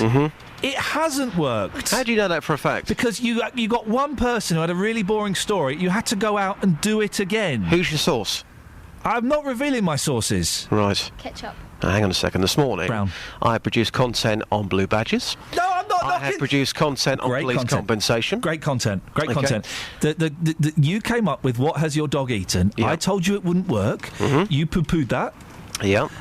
And I've been proven right. The reason we're talking about this is because I was casually reading The Independent this morning. I was the Telegraph earlier. I think it was The Independent as well, and the Daily Mirror. It's in quite a few of the papers. Somebody's dog, they had a Great Dane. Somebody's dog wasn't eating, and it was very poorly. They took their dog to the vets. 43 and a half socks were discovered inside that dog. So I've been on the streets this morning asking people, what's your dog eating? The unusual things that your dog has consumed. I've come up with the goods. Here's what people had to say. So the unusual things that your dogs have eaten. Stones, yeah. Shingle out of the driveway. And they survived? Well, I had to Not that have unusual. it out. Had to go to the vet to have it out. Wow, that's incredible. That's worse than socks, isn't it? I don't know. I've never tried either of them. We'll leave you to it. Thank you, sir. He's eaten numerous amount of socks. He was okay. He pooed them out. If you're having your breakfast, I'm very sorry about that. Thank you very much. Thank you. Bye. Stephanie, your dog has a bit of a liking to a leather sofa. How much of the leather sofa did your dog consume? In actual fact, 2 arms of my leather sofa. Wow, that's quite a big meal, isn't it? It is indeed, yes, but he digested it well. Madam, we're here with Sonny this morning, a beautiful 1-year-old Labradoodle. So far, he's been behaving himself. But you know somebody who walks their dog in this park and they have to muzzle their dog because he eats everything. Bricks, phone books, phones, you name it, he eats it. Made that up. And he has to be muzzled? Yes, and he's been to the vet twice. He had to have an operation because he swallowed something and it didn't come out the other end, so he's had to have an operation. So he has to be muzzled at all times while he's out. People think that he's dangerous or something because he might bite, but he just eats everything. He just eats everything, so he has to be muzzled. Margaret, unusual things that your dogs have eaten. What's your dog eaten that's a bit strange? A rat. Did you end up at the vets? Yeah, he ended up, yeah.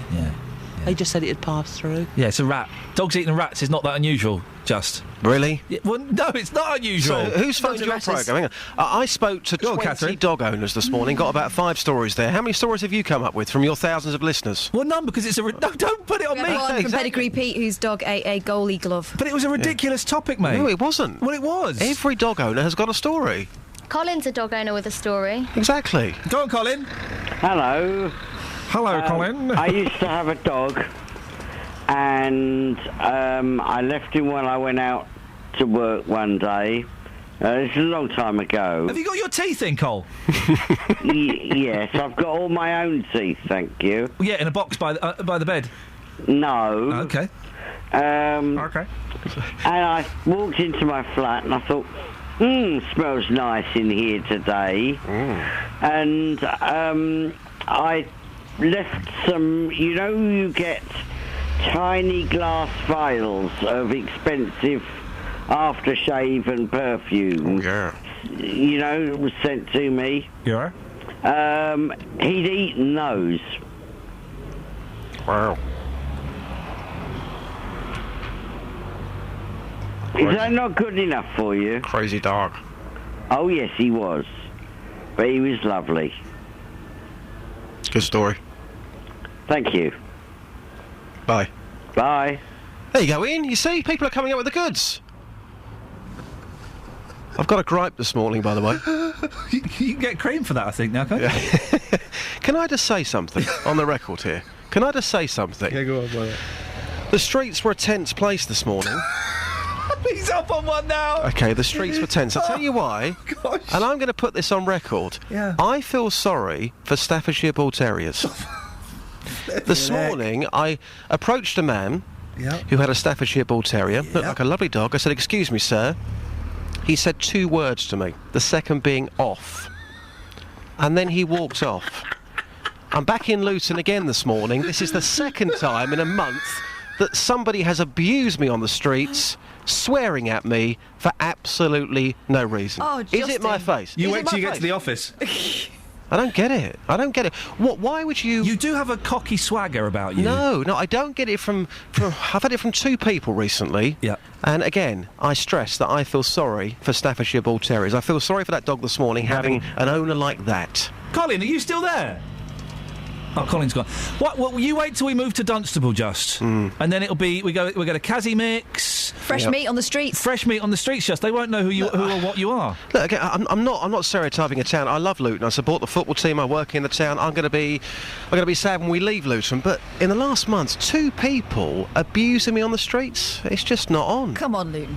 Come on. It's really upset you, hasn't it? No, it has. It has actually. Yeah. Okay. Do you want to cuddle when you get back? Yeah. I'll give you a nice big hug, yeah? Yeah. And then you can buy us breakfast. Yeah. Yay! Thanks, Kath. What a note to end the show on. Travel news for beds, cards and bugs. BBC Three Counties Radio.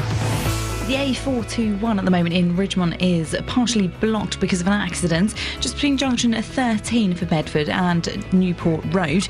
Take a look at the M25 heading anti-clockwise. There's a lane closed due to an earlier vehicle fire between junction 22 for St Albans and junction 21A. Some recovery works now taking place there. On the trains, there are some delays of up to 20 minutes on First Capital Connect between Luton and St Pancras International. At the moment, it's also affecting South Eastern and East Midland trains, and that's due to a broken down train. Nicola Richards, BBC Three Counties Radio. Thank you, Nicola. Have a nice weekend. Right, that's it. That's your lot. Thank you to everyone who called in. We'll catch up with Rita next week and make sure she's okay. A new podcast shall be released this afternoon, about midday. It'll pop up on the Three Counties website. iTunes maybe this evening or tomorrow.